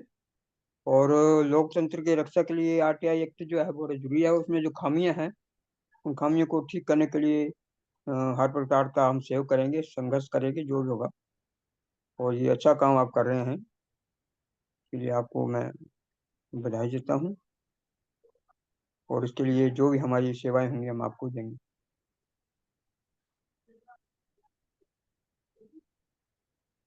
जी धन्यवाद। और इसमें जो भी जिज्ञासा है किसी बंधु की, वो बारी बारी से पूछिए, मैं कोशिश करता हूँ। New question. मेरा विचार है कि देखिए हर आदमी की अपनी अपनी इंटरेस्ट है और अपनी अपनी आवश्यकता है। कोई शिक्षा से संबंधित प्रश्न पूछना चाहता है, कोई स्वास्थ्य से संबंधित पूछना चाहता है, कोई पर्यावरण से संबंधित पूछना चाहता है, कोई अपने ट्रांसफर प्रमोशन से रिलेटेड पूछना चाहता है, किसी का आरक्षण से संबंधित विषय है, किसी का असमानता से रिलेटेड है। तो विषय तो अनेक हो सकते हैं, विषय जो अनेक हैं सबका पैटर्न एक ही होगा। तो इसलिए आरटीआई के बेसिक्स को जानना और समझना आवश्यक है। और इसके लिए मैं समझता हूं कि हर व्यक्ति जो हमारे इस सेशन में हैं वो अलग अलग व्हाट्सएप ग्रुप भी बना करके आप अपना उसमें मेरा नाम नंबर डाल करके और उसको केवल और केवल आरटीआई के ग्रुप के नाम से चलाएं। तो मैं समझता हूं कि उसमें अलग तरह के कोई मैसेज ना हो, केवल और केवल आरटीआई की चर्चा हो और उसमें आप आरटीआई का क्वेश्चंस भी डालें। मैं रात में उन सारे चीज को देखूंगा और फिर मैं उसमें यथा योग्य उसका उत्तर भी देने का कोशिश करूंगा। लेकिन मेरा निवेदन आप लोगों से यह है कि भारत के हर क्षेत्र में आरटीआई अवेयरनेस प्रोग्राम की आवश्यकता है। आप इसके महत्व को समझें। और मैं समझता हूं कि हर क्षेत्र में, स्कूल में, कॉलेज में और कम्युनिटी हॉल में आराम से फ्री में मिल जाएगा आपको जगह। खास करके रविवार को तो बंद ही रहता है। तो इस तरह से निवेदन करने पे आपको अलॉट भी हो जाएगा और बिना पैसा खर्च किए हुए भी वहां पर कार्यशाला लगाया जा सकता है। हाँ, सोशल मीडिया का जमाना है, तो इस तरह से पहले से ही लोगों को इन्फॉर्म करके कि हाँ भाई, अगर ऑफलाइन प्रोग्राम करना है तो उसके लिए आप अगर व्यवस्था करेंगे तो मैं आ सकता हूँ। अगर ऑनलाइन करना है तो जूम मीटिंग के माध्यम से हम जुड़ सकते हैं, उनको संबोधित कर सकते हैं। तो इस तरह से मैं समझता हूं कि कम से कम समय में और अधिक से अधिक समस्याओं का निपटारा और अधिक से अधिक लोगों जो इसमें आना चाहते हैं, जो इसमें कॉमन कॉज की जो उनके अंदर में पीड़ा है, तो उन पीड़ा के समाधान की दिशा में हम जो है काम कर सकते हैं। जरूरत है उचित मार्गदर्शन की और जरूरत है आपके जोश और जुनून की। तो अगर आपके पास जोश है, जुनून है, तो हम आपके साथ हैं और आप जहां भी मुझे याद करेंगे मैं हाजिर मिलूंगा। जी, नेक्स्ट। नमस्कार गोपाल जी। जी नमस्कार। सर, मुझे एक जानकारी चाहिए थी। जैसे कि आरटीआई जो बनी हुई है इंफॉर्मेशन के लिए, मगर उत्तर प्रदेश में जिस तरह से मैंने देखा है कि जो अभी 12वीं क्लास पास किए बच्चों ने, उसमें जो बच्चे बिल्कुल भी नहीं पढ़ना जानते हैं, उन्होंने 70%, 80% का मतलब वो हासिल किया है। और जो पढ़ते थे उनके मतलब एक विषय में 2 नंबर भी आए हैं। एक विषय में सिर्फ मात्र 2 नंबर आना, जबकि राइटिंग के भी 5 नंबर मिल जाते हैं किसी भी विषय में। तो इस तरह की जो घपलेबाजी हो रही है, इसको कैसे उजागर किया जा सकता है? देखिए, इसमें कई सारी पेंच है। कई सारी पेंच क्या है? एक तो कॉपी का जो आंसर सीट है, परिणाम के बाद उस आंसर सीट को चैलेंज करने का प्रोविजन है।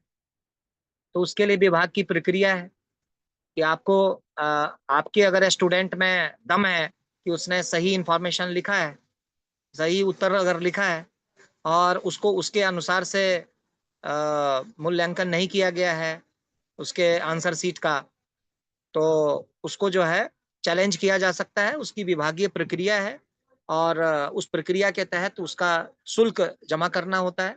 शुल्क जमा करने के बाद आपको वो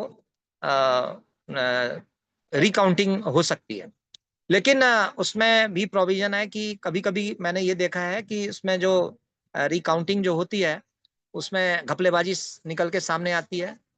पता चलता है कि जो विद्यार्थी अनुत्तीर्ण था वो आदमी उस परीक्षा में टॉपर भी हो गया है। ऐसे भी कई एग्जाम्पल है। तो दूसरा मैं ये बताना चाहता हूँ, बहुत आपके ही विषय से संबंधित अभी रिसेंट का उदाहरण दे रहा हूँ।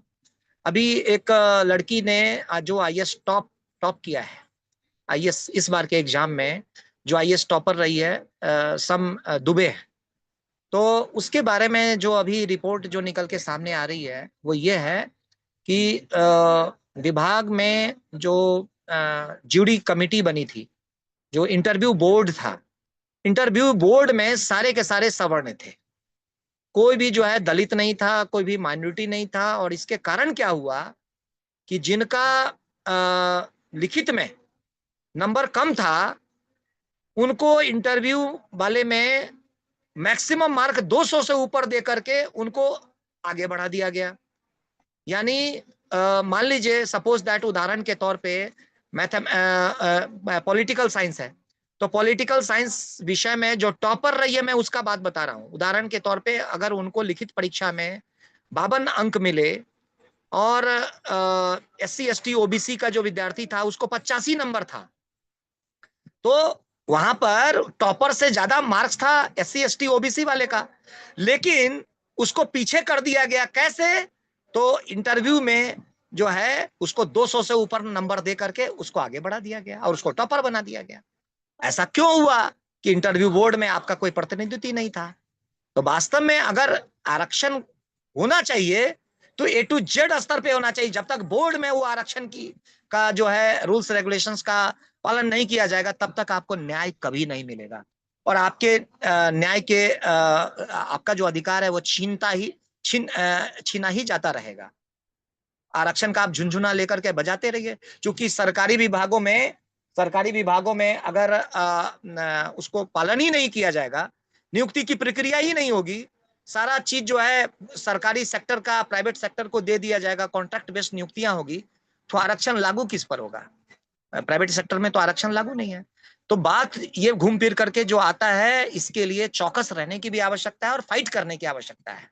अभी इस विषय के ऊपर में भी कुछ लोग PIL अभी दाखिल करने वाले हैं और इस विषय को भी चैलेंज करना पड़ेगा, क्योंकि यह तो बिल्कुल असमानता को बढ़ाने वाला है। ये तो बिल्कुल एक पक्षीय कार्रवाई हो रही है। इसी तरह से अभी शिक्षा के क्षेत्र में देखिए कि ओम बिरला जी ने अपनी बेटी की जो नियुक्ति है वो बिना IAS की परीक्षा दिए हुए उन्होंने लेटरल नियुक्ति बोल रहे हैं उसको, हाँ, वो बैकडोर से नियुक्ति करा दिया उसको। तो ये जो चीजें आ रही है, इस पर RTI लगाने की आवश्यकता है। मैं तो ये कह रहा हूं कि चाहे गांव के गांव के स्तर से लेके, यानी मुखिया से लेके, सरपंच से लेकर के और राज्य सरकार से लेके केंद्र सरकार के हर विभाग से संबंधित हर आदमी का अपना अपना इंटरेस्ट होता है और अपने अपने इंटरेस्ट के विषय को लेकर के उसको फाइट करने की आवश्यकता है। आप अगर शिक्षा क्षेत्र की पारदर्शिता की बात करेंगे तो अभी आप देखिए पेपर लीक का विषय है, बहुत सारा विषय है, पेपर लीक के ऊपर में काम किया जा सकता है। आखिर क्या मुझे तो ऐसा लगता है कि सरकार ही पेपर लीक करवा रही है और धन बटोर रही है। व्यापम में इसका प्रत्यक्ष उदाहरण है। व्यापम घोटाले में पूरा का पूरा एक पूर्व मुख्यमंत्री, वर्तमान के केंद्रीय मंत्री इन्वॉल्व है उसमें। हमारे एक साथी जिनके पास व्यापम का फाइल हाथ में लग गया था, वो आज तक का स्टिंग ऑपरेशन करने वाला टीम का लीडर था वो, और उसी ने उमा भारती जी का वो मामला एक्सपोज किया था। मतलब मेरी RTI रिपोर्ट थी लेकिन उसको पब्लिश उसी ने किया था आज तक पे। उसकी जड़ खिला के हत्या कर दी गई भोपाल में। तो इस तरह से इतना आसान भी नहीं है जो आप पूछ रहे हैं। उसके लिए बस बात घूम फिर के चली जाती है कि आपका पर्सनल इंटरेस्ट है इसलिए आपने ये पूछा। अगर आपका पर्सनल इंटरेस्ट नहीं रहता, आपके बच्चों से संबंधित नहीं होता, तो आप इस मामला को नहीं उठाते। जबकि होना क्या चाहिए कि आप अपने पर्सनल हित के साथ साथ कॉमन कॉज के हित की भावना से अगर काम करेंगे तो बड़े फलक पर, बड़े आयाम में इसका रिजल्ट निकल के सामने आएगा। आप अपने बेटे के लिए अगर फाइल RTI करेंगे तो एक व्यक्ति का भला होगा, लेकिन अगर आप पूरी कम्युनिटी, पूरी जो छात्रों का के हित में अगर काम करेंगे तो वो इशू एक बड़े रूप में निकल के सामने आएगा और उसमें मैक्सिमम लोगों का आपको सपोर्ट मिलेगा। इस बात का आप ध्यान रखें। आप अपने बेटे का अगर इशू उठाते हैं तो दूसरे आदमी का क्या इंटरेस्ट हो सकता है? दूसरा आदमी क्यों सपोर्ट करेगा आपको? नहीं करेगा। लेकिन जब आप एक कॉमन एजेंडा पर काम करते हैं तो मैक्सिमम छात्रों का आपको सपोर्ट मिलेगा और आपकी देखा देखी दूसरे लोग भी अपने अधिकार के लिए सचेष्ट हो। तो मेरा इस संबंध में यह सुझाव है कि आप ऐसे जो भुक्तभोगी हैं, जो पीड़ित व्यक्ति हैं, तो पीड़ितों के पक्ष में हमेशा खड़े होइए। और हर सेक्टर में इस तरह का भ्रष्टाचार है। हर सेक्टर में कौन सा ऐसा सेक्टर है जो भ्रष्टाचार की चपेट में नहीं है? तो हमें एक सेक्टर को चुनना चाहिए। मान लीजिए आप अगर शिक्षा के क्षेत्र में काम करना चाहते हैं तो लगातार उसी सेक्टर को केंद्र बिंदु बना करके काम कीजिए। दूसरा कोई आपका कुछ साथी है जो स्वास्थ्य के सेक्टर पे काम कर रहा है, तो उसको उसमें आगे बढ़ाइए। तो इस तरह से सेक्टर्स बांट लीजिए। आप अपना सेक्टर शिक्षा का रखिए, उसका स्वास्थ्य के सेक्टर पे काम करने के लिए कहिए। तीसरा कोई जो पर्यावरण के हित में काम कर रहा है, उसको पर्यावरण पर ही आगे बढ़ाइए। तो इस तरह से आपस में हम लोग विभाग को आपस में बांट ले और फायरिंग करें, तो मैं समझता हूं ये परिणामदायक होगा, अच्छा परिणामदायक होगा, और सरकार भी चौकन्नी होगी। अभी देखिए यमुना का मुद्दा है, अभी गंगा का मुद्दा है, करोड़ों करोड़ रुपया बजट आवंटित हो गया, लेकिन कहां चला गया पता नहीं चल रहा है। तो इस चीज पर कार्य करने की जरूरत है। इंदिरा आवास है, अभी देखिए आधार का सब निकल के सामने आ रहा है कि बांग्लादेशियों के आधार कार्ड बन गए, पाकिस्तानी का आधार कार्ड बन गया। क्या इस पर कार्य करने की आवश्यकता नहीं है? हम लोग घुसपैठ की बात कर रहे हैं, कैसे हो गया? तो इसका मतलब है कि आधार कार्ड बनाने की जो प्रक्रिया है वही दोषपूर्ण है। अभी मैंने बांग्लादेशी घुसपैठ पर मैंने आरटीआई लगाई है, और उसका रिपोर्ट जो सामने निकल के आया है, तो सरकार चौकन्नी हो गई। और एक लाइन में ये समझ लीजिए उसका लबोलुआब यही है कि उसके पास सेंट्रलाइज्ड डाटा है ही नहीं। सेंट्रलाइज, अब बताइए कितने आश्चर्य की बात है कि हम विदेशी घुसपैठ को प्रमुख मुद्दा बनाते हैं। हमारा अमेरिका इस मामले में मैं उसको ज्यादा नंबर देना चाहूंगा कि वो हमारे अपने देश के घुसपैठ के प्रति इतना चिंतित है कि सबको एक लाइन में लगा करके वो बेइज्जत करके भगा दिया, अपने देश से खाली करा दिया। और हम ऐसे निकम्मे हैं कि हमारे पास सेंट्रलाइज्ड डाटाबेस तक नहीं है। कितना शर्मनाक स्थिति है सरकार का, ये मैं बयान नहीं कर सकता। मेरे पास तो कम से कम ये बोलने का अधिकार इसलिए है कि मैंने इस विषय पर काम किया है, मेरे पास विभाग का ही उत्तर है, इसलिए मैं तो डंके की चोट पर बोलूंगा। और ये रिपोर्ट अभी हमारी मीडिया में प्रसारित होने वाली। तो सवाल ये उठता है कि जब तक आप काम नहीं करोगे, जब तक आपके पास एविडेंस नहीं होगा, आपको बोलने का साहस नहीं होगा। और गवर्नमेंट ने तो अब ऐसा सर्कुलर निकाल दिया है कि बिना तथ्य के आधारित चीजों पर अगर आपने बोला तो फेक न्यूज बना करके आपको अंदर कर देगा। और जबकि दूसरे तरफ देखिए फेक न्यूज चलाने वाले जो चैनल्स हैं, अभी पहलगाम वाले इशू पे पूरा पाकिस्तान में जैसे लगता है कि चैनल वाले ही जो है पूरा का पूरा सिनेरियो चेंज कर देंगे। ये भारतीय सेना क्या बम्बार्डिंग करेगी, वही पूरा बम्बार्डिंग कर रही है। और अब भारत सरकार को ऐसा सर्कुलर निकालना पड़ा कि ये सब फेक न्यूज था। और सरकार की बेशर्मी देखिए कि उन चैनलों पर कार्रवाई नहीं कर रहे हैं, केवल एडवाइजरी जारी कर रहे हैं। What is this advisory? इसके ऊपर में सबसे पहले चैनलों के ऊपर में कार्रवाई होनी चाहिए। एक आम जनता अगर कुछ बोलती है, सही बोलती है, सरकार के खिलाफ अगर वो आलोचना करती है, अब देख लीजिए नेहा सिंह राठौर, अभिव्यक्ति की स्वतंत्रता के अधिकार का हनन कर रही है सरकार, उसके खिलाफ 3-3 मुकदमा आपने दर्ज करवा दिया, पटना में करा दिया, अयोध्या में करा दिया, लखनऊ में करा दिया नेहा सिंह राठौर के खिलाफ। क्यों? सरकार से उसने प्रश्न पूछा। और दूसरी तरफ जो ये चैनल है, जो गोदी मीडिया है, वो फेक न्यूज चला रही है, तो उसके ऊपर में आपने कार्रवाई नहीं किया। तो ये जो सरकार की दोरंगी नीयत है, जो नीति है, इसकी खिलाफत करनी होगी। हमें अंध समर्थक नहीं, बल्कि आंखें खोल करके चीजों को समझना चाहिए, परखना चाहिए, और तब उसका मूल्यांकन करना चाहिए। सरकार अगर जनता के हित में काम नहीं कर रही है तो आपको उसका प्रबल विरोध करना चाहिए। सरकार जो अच्छा काम कर रही है उसका निश्चित रूप से समर्थन हो। अब जैसे सरकार ने घोषणा कर दिया कि हम पाकिस्तान पर हम ये करेंगे, कार्रवाई करेंगे, तो पक्ष क्या और विपक्ष क्या सब एक हो गया।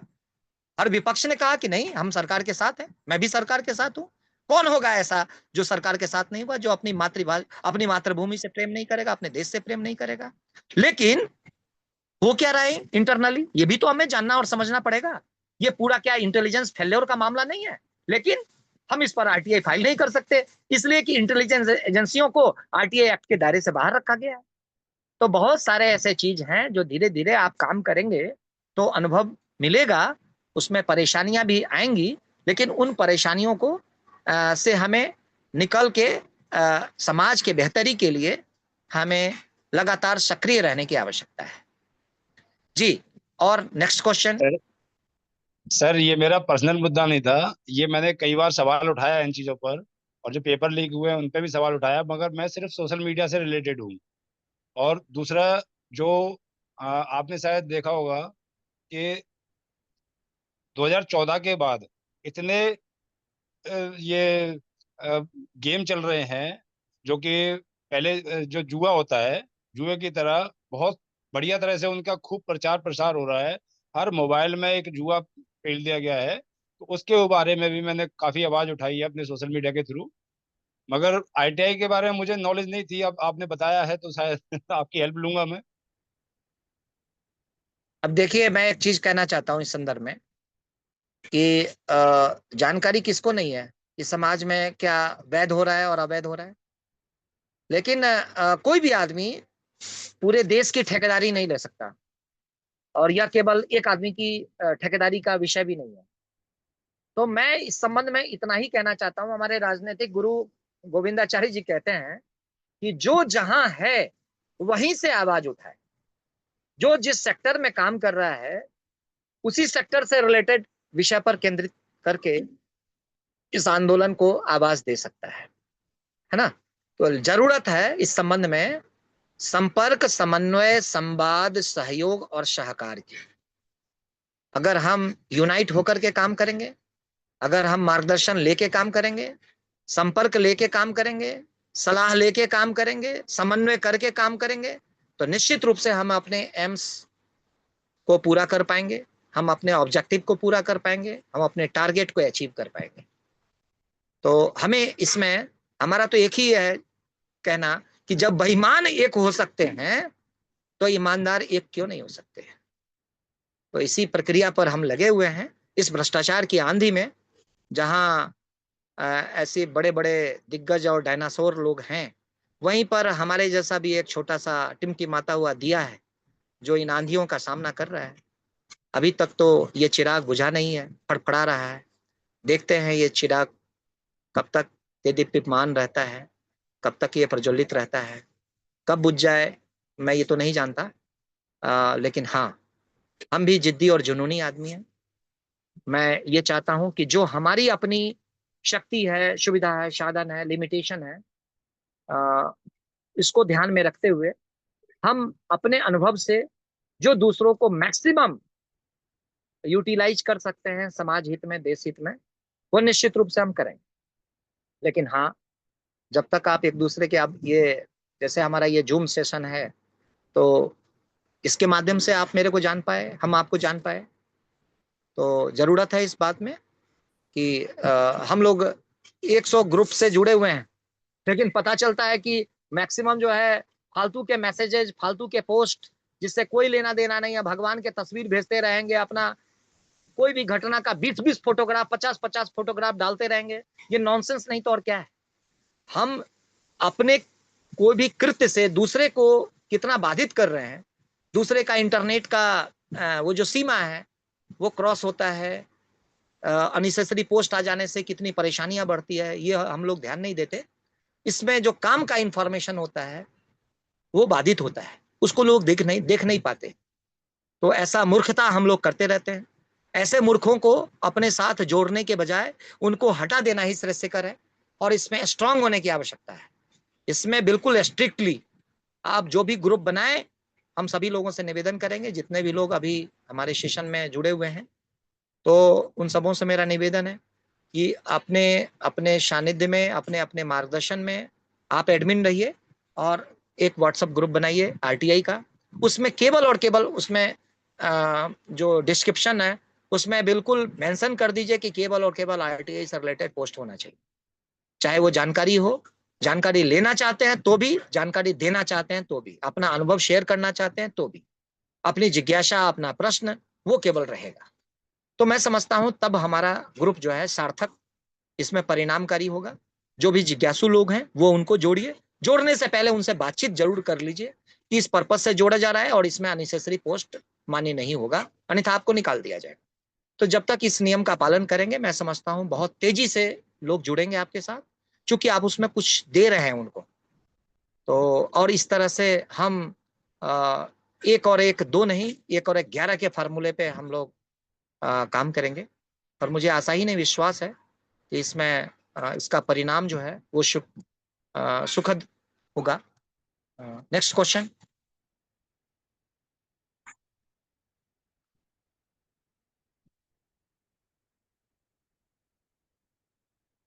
नेक्स्ट। जो बोलना चाहते हैं, जो कुछ भी पूछना चाहते हैं, निश्चित रूप से पूछ सकते हैं। गोपाल प्रसाद जी नमस्कार। जी नमस्कार भाई साहब। मेरा एक प्रश्न है जी। कि आ, सूचना आयोग सेकंड अपील में आ, अगर कोई सूचना नहीं देना चाहता है तो वो उसका क्या बिगाड़ सकता है? अब ये जो क्वेश्चन है, ये पूरा सही नहीं है। पूरा सही इसलिए नहीं है कि जब तक वो विषय नहीं समझा जाए, परिप्रेक्ष्य नहीं समझा जाए, आस्पेक्ट नहीं समझा जाए, तब तक मैं समझता हूं इसका प्रॉपर वे में उत्तर नहीं दिया जा सकता। इसको नहीं अभी हमें अ, इसको आरटीआई की भाषा में बोलते हैं हाइपोथेटिकल क्वेश्चन। हाइपोथेटिकल मीन्स कपोल कल्पना वाला। आपका प्रश्न तब समीचीन होगा जब आप आरटीआई को शेयर करेंगे, उसमें पीआईओ का आंसर शेयर करेंगे, उसमें अपील आपने क्या किया है, अपील का आंसर क्या दिया गया है, ये चार पक्ष जब तक एनालिसिस नहीं किया जाएगा तब तक इसका प्रॉपर उत्तर नहीं दिया जा सकता। हो सकता है कि आपकी ही जानकारी का अभाव हो सकता है आपकी ड्राफ्टिंग में कमजोरी हो सकता है आपने रूल्स रेगुलेशंस को प्रॉपरली नहीं पढ़ा हो, उसका उपयोग नहीं किया हो। तो इसीलिए जब तक उन सारे चीजों को नहीं देखा जाएगा, परखा जाएगा, तब तक इस पर कोई कमेंट नहीं किया जा सकता। नहीं सर, मेरा प्रश्न इस संदर्भ में था कि आपको इसमें विशेषज्ञता है और मुझे कुछ नहीं पता है। लोगों से कहते मैंने सुना है कि ये जो कानून है इसमें मैक्सिमम सजा 25,000 रुपए जुर्माना है। उसकी सैलरी से काट लिया जाता है अगर कोई इंफॉर्मेशन नहीं रिलीज करता है तो क्या ये सही है या केवल गप्पे हैं कोरी, इस विषय में जानना चाहता बिल्कुल बिल्कुल ये सही है। लेकिन इसका जो कुछ टेक्निकल चीजें हैं वो आप समझ लीजिए। जी। पावर तो प्रथम अपील ये आपका स्टेट इंफॉर्मेशन कमिश्नर का पूरा है। जी। लेकिन होता क्या है इंटरनली, इस चीज को समझना आवश्यक है। जी। जी। इंफॉर्मेशन कमिश्नर की नियुक्ति कौन करता है? सरकार करती है। हम्म, तो एक तरह से वो सरकार का नुमाइंदा है। उसकी दया पर, उसकी कृपा पर उसकी नियुक्ति होती है। सरकार क्या करती है, अपने गुड फेथ वाले जो अफसर होते हैं उनको इंफॉर्मेशन कमिश्नर बनाते हैं। उसके पीछे उनका पर्पस क्या होता है? सरकार का बचाव करना। तो इसलिए वो जहां भी देखता है कि भाई इससे हमारा डिपार्टमेंट फंस रहा है, तो उनका मैक्सिमम प्रयास ये होता है कि उसमें कमेंट नहीं करना और उसको बरी कर देना, या जो पीआईओ ने उत्तर दिया है, जो फर्स्ट अपीलेट अथॉरिटी ने उत्तर दिया है, उसी को मान लेना, उसी के पक्ष में हो जाना, यह वो अपने उत्तर में प्रायः लिखते हैं। बहुत ही रेयरेस्ट केस में उसके खिलाफ हो जाते हैं। बहुत ही रेयरेस्ट केस में आप अगर दोनों की समीक्षा करेंगे कि कितने कितने अपील लगे स्टेट इंफॉर्मेशन कमीशन इसमें और दूसरा सीआईसी में, तब आपको पता चलेगा। जब तक कितने अपील लगे और कितने अपील सरकार के अफसर के पीआईओ या फर्स्ट अपीलेट अथॉरिटी के पक्ष में गए और कितने जो है एप्लीकेंट के पक्ष में गए, जब तक ये इंफॉर्मेशन आपको नहीं मिलेगा, जब तक ये डाटाबेस आपके पास नहीं होगा, तब तक आपको कैसे पता कि मैक्सिमम ऐसा होता है? और सुनी सुनाई बातों का कोई मतलब नहीं होता। मैं आपको बता दूं, मेरी जानकारी में कई ऐसे केसेस हैं जिसमें 25,000 रुपया पेनाल्टी लगा है और इसको वसूली भी की जाती है। जरूरत इस बात की है कि जिस केस में डिले हो रहा है या सीआईसी के डिसीजन के बाद या स्टेट इंफॉर्मेशन कमिश्नर के डिसीजन के बाद भी अगर वो पेनाल्टी वसूल नहीं की जा रही है, तो इसके ऊपर में आप जो है हाई कोर्ट भी जा सकते हैं, उसको चैलेंज कर सकते हैं कि भाई सीआईसी ने ये डिसीजन दिया था और इसका विभाग जो है पालन नहीं कर रही है, इसलिए ये आरटीआई एक्ट की अवहेलना है और इस तरह से ये गवर्नमेंट मैनुअल्स का भी जो है अवहेलना है। सरकारी कर्मचारी का एक नियम है, एक प्रोटोकॉल है ना। तो सरकारी कर्मचारी का अपना एक जो विभागीय कर्मचारी के लिए जो एक सर्कुलर है, एक जो विभागीय नियम है, उनको जिस नियमों का पालन करना होता है, उनकी रोल एंड रिस्पॉन्सिबिलिटी के संबंध में जो कानून है, उस कानून का भी ये उल्लंघन है, क्योंकि आपने आपका जो नागरिक के प्रति जो कर्तव्य है, उस कर्तव्य का आपने निर्वहन नहीं किया। और इसके साथ साथ आपने आरटीआई एक्ट की जो अवधारणा है, जो उसका अभिप्राय है, या जो उसका कानून का जो मूल तथ्य है, उसका भी आपने अवहेलना किया। तो इस तरह से दो चीज की अवहेलना के कारण हम तो ऐसे आदमी हैं कि इस केस में हम पेनाल्टी तक ही नहीं मानते, हम तो उसका सीआर रिकॉर्ड भी खराब करते हैं। और कमिश्नर से हम ये भी कहते हैं, ये आदमी बायस्ड होकर के इंफॉर्मेशन को छुपाया है। इनका पर्पस ये था कि ये अपने आका को खुश करने के लिए और उनको बचाने के लिए ऐसा किया है, इसलिए इनके खिलाफ जो है, इनके सीआर रिपोर्ट में भी ये चीज मेंशन किया जाए। इस तरह से उनकी सीआर को भी डैमेज करते हैं, जो कि किसी भी सरकारी कर्मचारी का सबसे इंपॉर्टेंट दस्तावेज होता है। अगर वो सीआर पर वो मेंशन हो गया तो उनके प्रमोशन में, उनके ट्रांसफर में, उनके कई सारे जो लाभ के जो चीज होते हैं, उसमें वो बाधा बनती है। तो ये भी चीज है, जरूरत है इस बात को कि आप सुनी सुनाई बातों के बजाय ऑथेंटिक जो जानकारी है, आप गूगल पे सर्च कीजिए कि कितने लोगों को पेनाल्टी लगा 25,000 रुपए का, है ना, कितने पीआईओ को लगा या फर्स्ट अपीलेट अथॉरिटी को लगा, तो आपको जानकारी मिल जाएगी। आप इसके लिए सीआईसी का जो वेबसाइट है उसको भी स्टडी करिए। सवाल ये है कि हम आधी अधूरी जानकारी रखते हैं और समझने लगते हैं कि हमारे पास सफिशिएंट जानकारी हो गया, हम बहुत बड़े विद्वान हो गए। तो इस गलतफहमी से थोड़ा सा दूर हो जाए और थोड़ा सा परिश्रम करें स्टडी करने में भी। किताब खरीदिए, सूचना का अधिकार का आप अगर हिंदी में उसको अप्लाई करते हैं तो हिंदी का किताब खरीदिए, अंग्रेजी में अप्लाई करते हैं तो अंग्रेजी का किताब खरीद लीजिए। हर जगह जो है आरटीआई एक्ट का किताब मिल जाएगा। फिर सीआईसी का वेबसाइट है, उस वेबसाइट पर जाइए। इसके संबंध में जो सारा रूल्स रेगुलेशंस का जो पालन कराने वाली जो भारत सरकार की मंत्रालय है, वो है DOPT, department of personal training. तो इसके जो कैबिनेट मिनिस्टर होते हैं वो प्रधानमंत्री होते हैं, और बाकी जो है राज्य मंत्री होते हैं जो इसको लुक आफ्टर करते हैं। तो इसके अंतर्गत में सारा आरटीआई का ये चीज है। कोई भी अमेंडमेंट होता है, कोई भी सुधार होता है, तो डीओपीटी के माध्यम से ही आरटीआई की पूरी मॉनिटरिंग होती है, उसका सारा सर्कुलर होता है। और एक चीज मोटा मोटी आप ये समझ लीजिए कि कोई भी जन सूचना अधिकारी या कोई भी जो फर्स्ट अपीलेट अथॉरिटी, ये इसका हमेशा से प्रयास ये होता है कि जहां भी गड़बड़ हुआ होता है, जहां भी करप्शन हुआ होता है, उससे रिलेटेड इंफॉर्मेशन को वो छुपाने का प्रयास करते हैं। और वहीं पर आरटीआई एप्लीकेंट का पर्पस होता है उसको उजागर करना।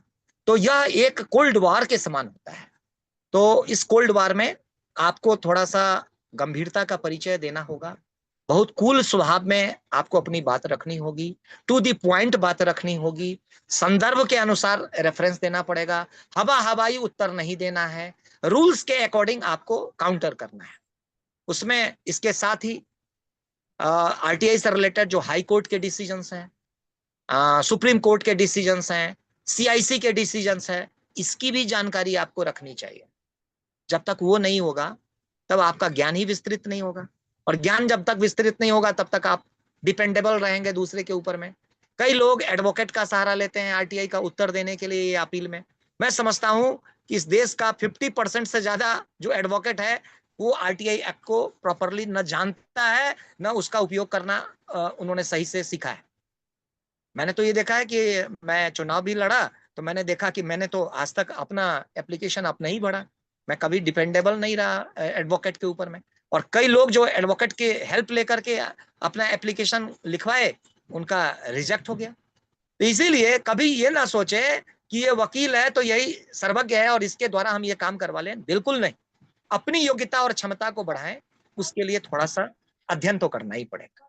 बिना अध्ययन के विद्या ददाति विनयम विनयाद्याति पात्रताम पात्रत्वा धर्मापनोति धना धर्म तथा सुखम।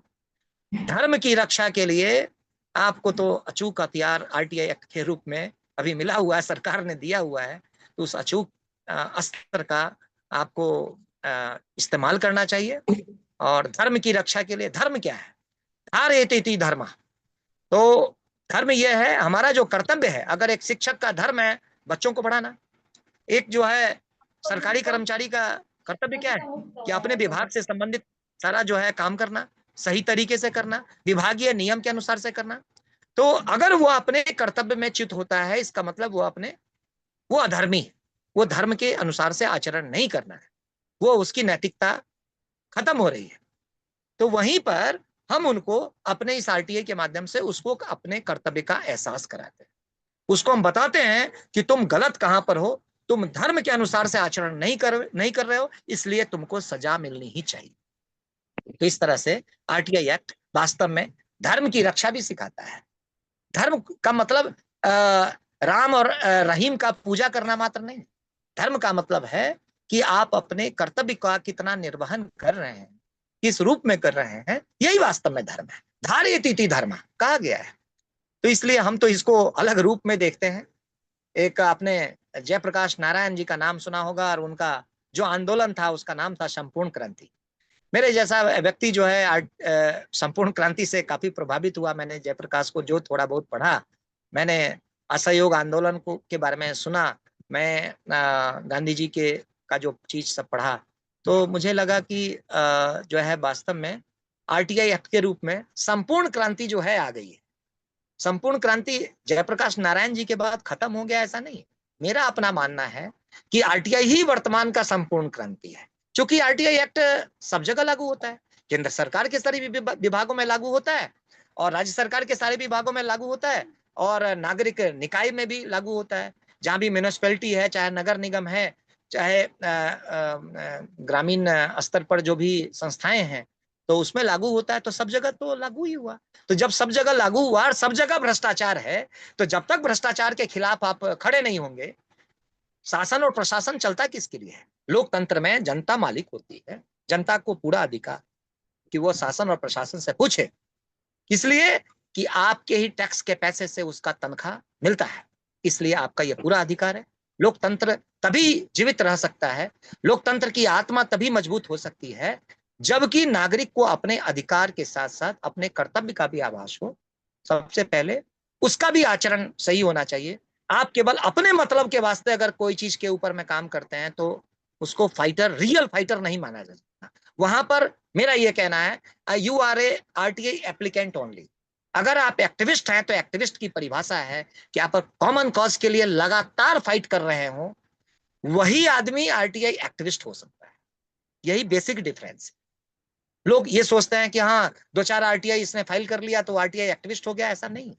आरटीआई एक्टिविस्ट का मतलब है उसने अपना जीवन पूरा का पूरा समर्पित कर दिया है, स्वहित नहीं परमार्थ हित की भावना से वो पूरा लगातार काम कर रहे हैं। तो इस क्षेत्र में आपको टेक्निकली जानने और समझने की जरूरत है। आप जब तक किसी चीज को मार्गदर्शन प्राप्त करें, मार्गदर्शन ऐसे मौखिक तो होता नहीं, उसके लिए विषय वस्तु पहले आपको, जिस किसी से भी कोई चीज जानने की जरूरत हो, पहले उनके पास उससे संबंधित, उस विषय से संबंधित तमाम कागजात पहले व्हाट्सएप पर भेजिए। भेजने के बाद फोन करके बता दीजिए कि ये चीज मैंने भाई साहब भेज दिया है।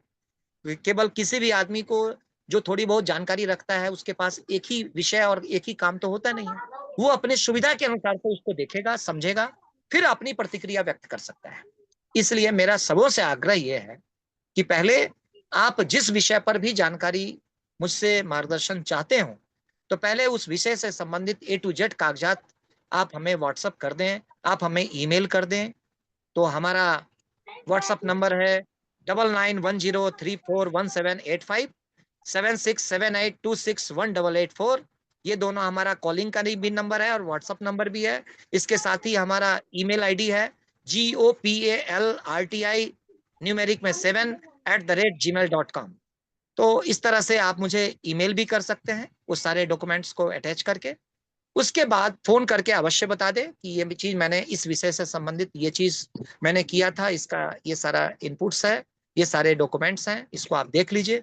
फिर उसको 1 या 2 दिन तो कम से कम लगता ही है, उसको पूरा अवलोकन करने के बाद देन आफ्टर मैं आपको बता पाऊंगा कि इसमें क्या करना है। अब आगे नेक्स्ट क्वेश्चन।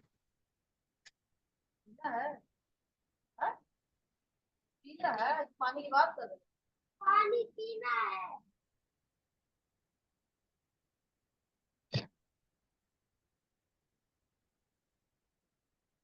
जी अभिषेक जी, बलदेव राज सूद जी। धन्यवाद गोपाल जी, आपने बहुत बढ़िया तरीके से पूरा विषय बताया, आरटीआई का A to Z पूरा बता दिया। मैं रास्ते में हूँ तो नेटवर्क आ रहा था, जा रहा था, और साथ ही साथ हमारे साथ में 2 लोग और भी बैठे हुए हैं। हम एक मीटिंग से आ रहे हैं लखनऊ से, तो बहुत बढ़िया रहा। और साथ ही साथ ये रिकॉर्डिंग जो है सबको शेयर कर दी जाएगी। और कल का जो हमारा विषय है ये है गौशाला और गुरुकुल। ये इस पर हमारे आचार्य अंतरंग आनंद योगी जी अपना प्रेजेंटेशन देंगे। उन्होंने इस पर काफी काम किया है और पिछले 30 सालों से 35 सालों से इसमें लगे हुए हैं। तो मैं चाहूंगा कि कल के कार्यक्रम में सभी लोग जुड़े, आप सभी लोग जुड़े, इसके लिए बहुत बहुत धन्यवाद। कल हम लोग मिलते हैं। और अभी टाइम क्योंकि 10 बजने वाला है, तो आज के लिए शुभ रात्रि। गोपाल जी, आपको जो आपके लक्ष्य हैं वो पूरे हों, और उसके लिए हम लोग सब लोग मिलके काम करेंगे। और आपके इस मिशन को देश के हर एक ब्लॉक, हर एक क्षेत्र में ले जाया जाएगा, ऐसा प्रयास रहेगा। धन्यवाद, इतना ही मेरा कहना था। और कल मिलते हैं 8:15 बजे। आप जी। लोग से मेरा निवेदन है कि आप लोग ने हमारा नंबर तो जो इनविटेशन है उसमें भी मैंने दिया हुआ था, और मैंने अभी बता भी दिया है। और इसके साथ ही जो अब मेरे से जो भी चीज़ जानना चाहते हैं, अब मेरे पर्सनल व्हाट्सएप पे आप भेजिएगा, और मेरे नंबर को मैक्सिमम ग्रुपों में भी जोड़िएगा, और अलग से व्हाट्सएप का ग्रुप आप लोग अलग से क्रिएट कर लें, और अपने अपने जगह, अपने अपने कनेक्शन में जो उनका प्रदेश है, जो उनका जिला है, उस जिले में आरटीआई का मैक्सिमम जो वर्कशॉप है, जो उनका कार्यशाला है, वो आप लगाने का प्रयास करें।